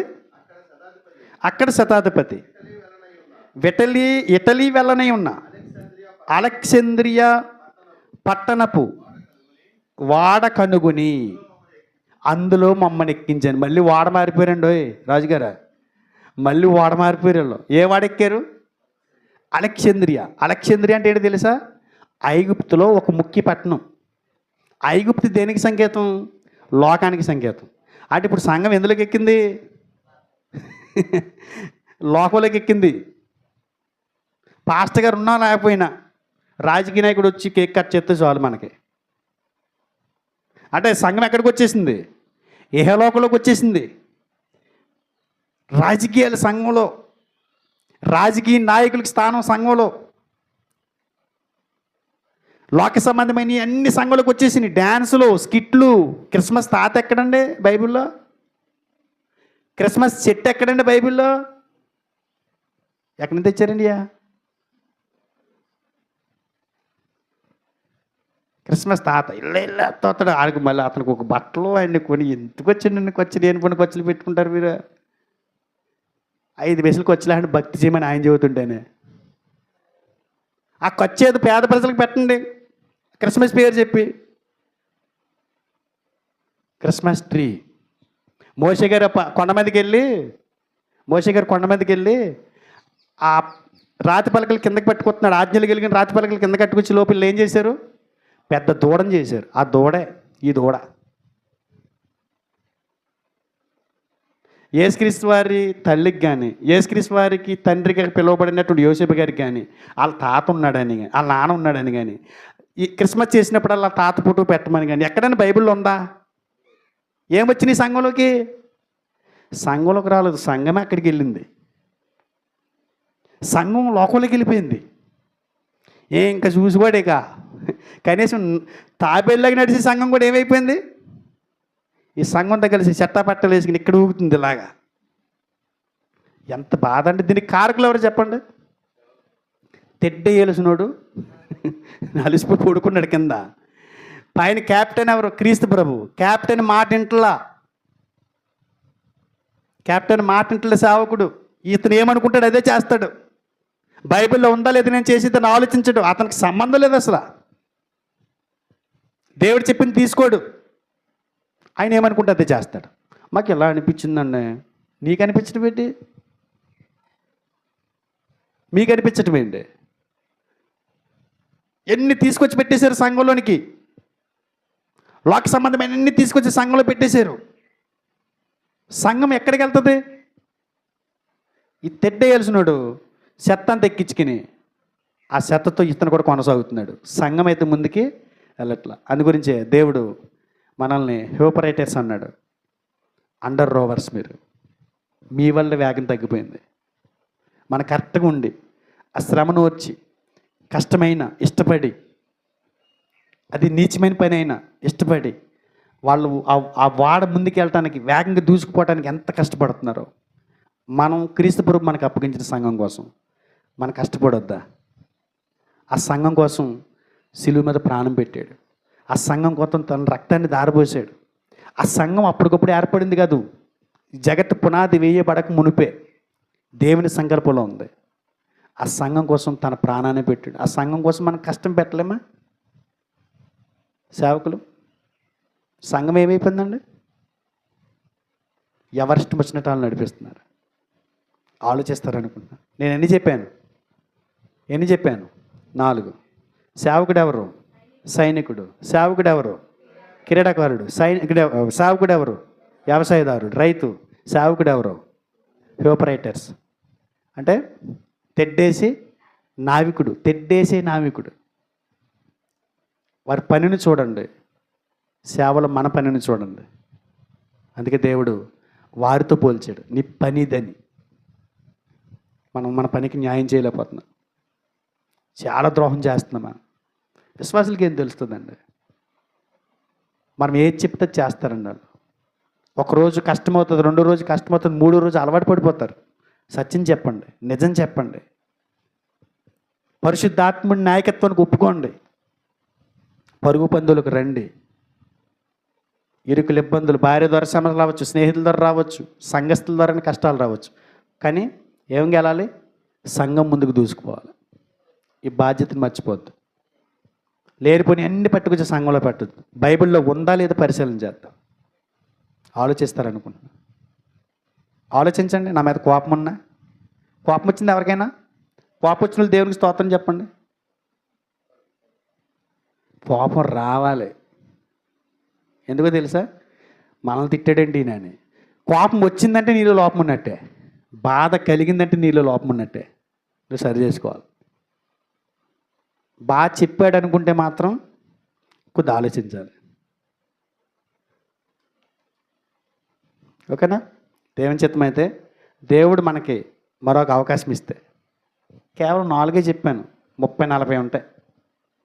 అంటే సేవకుడికి ఎంత గొప్ప స్థానం ఉందో చూడండి ఆయన దృష్టిలో. దాన్ని మనం పాడు చేసుకోవద్దు. మన మట్టుకు మనం, ఎవరి గురించి పక్కన పెట్టండి, మన మట్టుకు మనం. నా మట్టుకు నేను సైనికునిగా భావిస్తున్నాను, ఒక రైతుగా భావిస్తున్నాను, ఒక క్రీడాకారుడిగా భావిస్తున్నాను, ఒక తెడ్డేసే నావికుడిగా నేను భావిస్తున్నాను. ఒకవేళ మీకు అలా అనిపిస్తే, మీరు అలా ఉండటానికి తీర్మానం చేసుకుంటే, మీరు ఇంకా నేను ముగించేస్తాను. ఇక ఏమని చెప్పాడు? గృహ నిర్వాహకుడు, కావలివాడు, కాపరి. కింద కొంచెం కాపరి గురించి ఇంకొక పీడిఎఫ్ ఉంటుంది. మీకు తమ్ముడికి మీ నెంబర్ ఇచ్చారనుకోండి, మీకు పీడిఎఫ్ పంపిస్తాడు. లేదనుకుంటే సాయంత్రం మీటింగ్కి మీరు ఎవరైనా వస్తానంటే మాత్రం ఈ పాఠాలు తీసుకొస్తాం. ఎంతమంది వస్తారో పాస్టర్ గారికి చెప్తే మేము సాయంత్రం పీడిఎఫ్ తీసుకొస్తాం. లేదు మేము మా ప్రాంతంలో మేము తీయించుకుంటాం పీడిఎఫ్ జిరాక్స్ అంటే మాత్రం తమ్ముడిని అడగండి. మాది యూట్యూబ్ ఛానల్ కూడా ఉంది, మహోన్నతుని విద్య. సబ్స్క్రైబ్ చేయించుకోండి వాక్యం నచ్చితే, లేకపోతే వద్దు. ఇదిగోండి, ప్రజల కాపర్లు అండి. సేవకులు అంటే ఎవరు? ప్రజల కాపర్లు. కిందకి మంద పట్ల కాపరి బాధ్యత. ఇప్పటి వరకు నేను ఈ వాడు గురించి ఎలా చెప్పానో ఇది కూడా అంతే పాఠం ఉంటుంది. ఒక కాపరికి సంబంధించి మందను ఏం చేయాలి? కాపాడాలి. మంద దాహం తీర్చాలి, మందకి విశ్రాంతి ఇవ్వాలి. వాటిని గురించి ఎప్పటికప్పుడు ఎరగాలి, లెక్క చూసుకుంటూ ఉండాలి. తప్పిపోయినాయా ఉన్నాయా ఇవి చూడాలి. తప్పిపోయిన వాటిని వెదకాలి. నమ్మకమైన వారు, మంచి కాపర్లకి దేవుడిచ్చిన వర్ణన ఏంటంటే నమ్మకమైన వారు, ధైర్యవంతులు, నిస్వార్థపరులు, విశ్వసించువారు. నమ్మకమైన, ఒకవేళ చెడ్డ కాపరులకు వచ్చిన వర్ణన ఏంటంటే వాళ్ళు నమ్మకమైన వాళ్ళు కాదు, ప్రమాదం చూసి పారిపోతారు, స్వప్రయోజనం కోరుకుంటారు, అక్రమంగా ప్రవర్తిస్తారు, నిర్లక్ష్యం చేస్తారు. మంచి కాపర్లకు మాదిరి ఎవరంటే దేవుడు, క్రీస్తు, దావీదు. పాత నిబంధనలో న్యాయాధిపతులు, కొత్త నిబంధనలో సంఘ పెద్దలు, పాత నిబంధనలో యెహోషువ. ఆ పీడే పెట్టే ఇందాక మనం చూసుకున్నాం కదా. స్వార్థికులు అన్నదానికి ఇదిగోండి. స్వార్థికులను ఎవరితో పోల్చాడు? సైనికుడు, జట్టి అయినవాడు, వ్యవసాయకుడు, గృహ నిర్వాహకుడు, కావలివాడు, కాపరి. స్వార్థికులని ఎలాంటి వారే ఉండాలని కోరుకున్నాడు? నమ్మకస్తులే ఉండాలి, సామర్థ్యం కలిగి ఉండాలి, బోధింపదగిన వాడే ఉండాలి, ప్రార్థన పరుడై ఉండాలి, బైబిల్ చదువువాడు, సిగ్గుపడనక్కలేని పనివాడిగా ఉండాలి, శ్రమను అనుభవించాలి. స్వార్థికులు చేయకూడనివి, వాళ్ళకు వ్యతిరేకమైనవి, నిష్ప్రయోజనమైన ముచ్చట్లు, సత్యమునికి భిన్నమైన బోధ, మితం లేని వంశావళుడు, కల్పన కథలు, ధనాపేక్ష, దెయ్యాల బోధ. దెయ్యాల బోధ వచ్చేసింది కదండి. విగ్రహాలు కనిపించి తినొచ్చు, తప్పేంటి? వారిని ఎలా కాపాడుకుంటావు? భోజనాలు తినే కాపాడుకోవాలా? 10,000 అప్పించి కాపాడుకోలే మనల్ని? ఆపదలుండి ఆదుకుని కాపాడలే మనల్ని? రారా? భోజనం తింటేనే వస్తారండి. స్వార్థికులు ఉపయోగించకూడదు బోధలో. వాక్చాతుర్యం, జ్ఞానాతిశయం, తీయని మాటలు, కలిపి చెరపకూడదు, వేరొక స్వార్థ చెప్పకూడదు. ఏంటిది? కలుపుట, తీసివేయట. తీసేస్తున్నారుగా వాక్యంలో, కలిపేస్తున్నారు. వీళ్ళకి ఇష్టమైన కలిపేస్తున్నారు, వీళ్ళకి బాధ కలిగించి తీసేస్తున్నారు. అది లేదు, ఎక్కడుంది అంటున్నాడు. ఇక స్వార్థికులు బోధ విషయాలు ఎలా ఉండాలి? తీసుకోవాల్సిన జాగ్రత్తలు. క్రీస్తునందు దేవుని ఎదుటి బోధిస్తున్నామని భయం ఉండాలి. ఇప్పటివరకు నేను ఇంత బోధ చేశాను కదా, ఎవరి ముందు బోధించాను? ఆయన ప్రధాన ప్రతినిధి ఏమన్నాడు? ఆయన ప్రతినిధికి నేను మాట్లాడాను, ఆయన ముందు మాట్లాడుతున్నానన్న భయం నాకు ఉండాలి. ఇష్టానుసారంగా మాట్లాడటానికి లేదు. దైవోక్తులు బోధించినట్లు బోధించాలి, అపోస్తుల బోధనే బోధించాలి. తనను తాను రక్షించుకుంటాడు అలాంటి బోధ చేస్తే, తన బోధ విని వారిని కూడా రక్షించుకుంటాడు. దేవునికి స్తోత్రం. ప్రార్థన చేసుకుందాం. మహాపరిశుద్ధుడా, మహోన్నతుడా, దయగల మా నాయన, కృపగల మా తండ్రి, మీ ఘనమైన నామానికి, ఉన్నతమైన మీ ప్రేమకే స్తోత్రాలు, స్తుతులు చెల్లిస్తున్నాం. ఏదైనా మమ్మల్ని ప్రేమించిన ఆయన సేవకులుగా మీరు మాకు ఇచ్చిన ఆధిక్యత, మీరు మాకు ఇచ్చిన ఆ పరపతి ఈరోజు మాకు జ్ఞాపకం చేశారు. మేము మా స్థాయి ఏంటో మమ్మల్ని మేము తగ్గించుకుని వాటిని గుర్తించలేకుండా ఈ లోకమంది సేవ చేస్తుంటే, ఈరోజు మీరు మాట్లాడిన మాటలు బట్టి మిమ్మల్ని స్తుతిస్తున్నాం. ఇక్కడ కూడిన ఆత్మపూర్లైన దైవ సేవకులందరినీ జ్ఞాపం చేసుకోండి. ఈ మాటలు వారిలో ఆలోచన కలిగించండి. నేను నీ కొరకు ఒక సైనికుని వలె, ఒక వ్యవసాయం చేసే రైతు వలె, ఒక క్రీడాకారుడు వలె, నేను ఓడను నడిపే నావికుడి వలె నీ సేవలు ముందుకు దూసుకుని పోవటానికి వారు తీర్మానం చేసుకుంటే ఆత్మ సహాయం వరకు దయచేయండి. వారి సంఘాల్లో ఉత్తమ పాలకుడైనటువంటి పరిశుద్ధాత్మనికి సహాయం అనుగ్రహించండి. వారిని బలపరిచి నడిపించండి. ఆర్థిక సమస్యలు, ఆరోగ్య సమస్యలు ఏమొచ్చినా కూడా విశ్వాసమున కర్త దాన్ని కొనసాగించబడిన క్రీస్తు వైపు చూస్తూ తమ పందెములో వారికి మీరిచ్చిన స్థానిక సంఘాలని బలంగా నడిపించడానికి సహాయం అనుగ్రహించండి. ఇంతవరకు మీ ఆత్మ సహాయం మెండుగా నాకు అనుగ్రహించినందుకు మిమ్మల్ని స్తుతిస్తూ గణపరుస్తూ మరొకసారి మేమందరం కూడా శిరస్సు వంచుకొని మిమ్మల్ని గణపరుస్తూ మహిమపరుస్తూ మీ చిత్తమైతే సాయంత్రం రేపటి సభల్లో కూడా మీ ఆత్మ సహాయం మెండుగా అనుగ్రహించి సంఘాలకు కావలసిన మాటలు మీరు దయచేస్తారండి. మా ప్రభువును ప్రియ రక్షకుడు త్వరలో రాబోతున్న ఒక రక్షకుడైన యేసుక్రీస్తు వారి పుణ్యనామాన ఈ ప్రార్థన మీకు సమర్పించి స్తుతిస్తున్న మా కన్న తండ్రి. ఆమేన్. అందరికి వందనాలు. Praise God.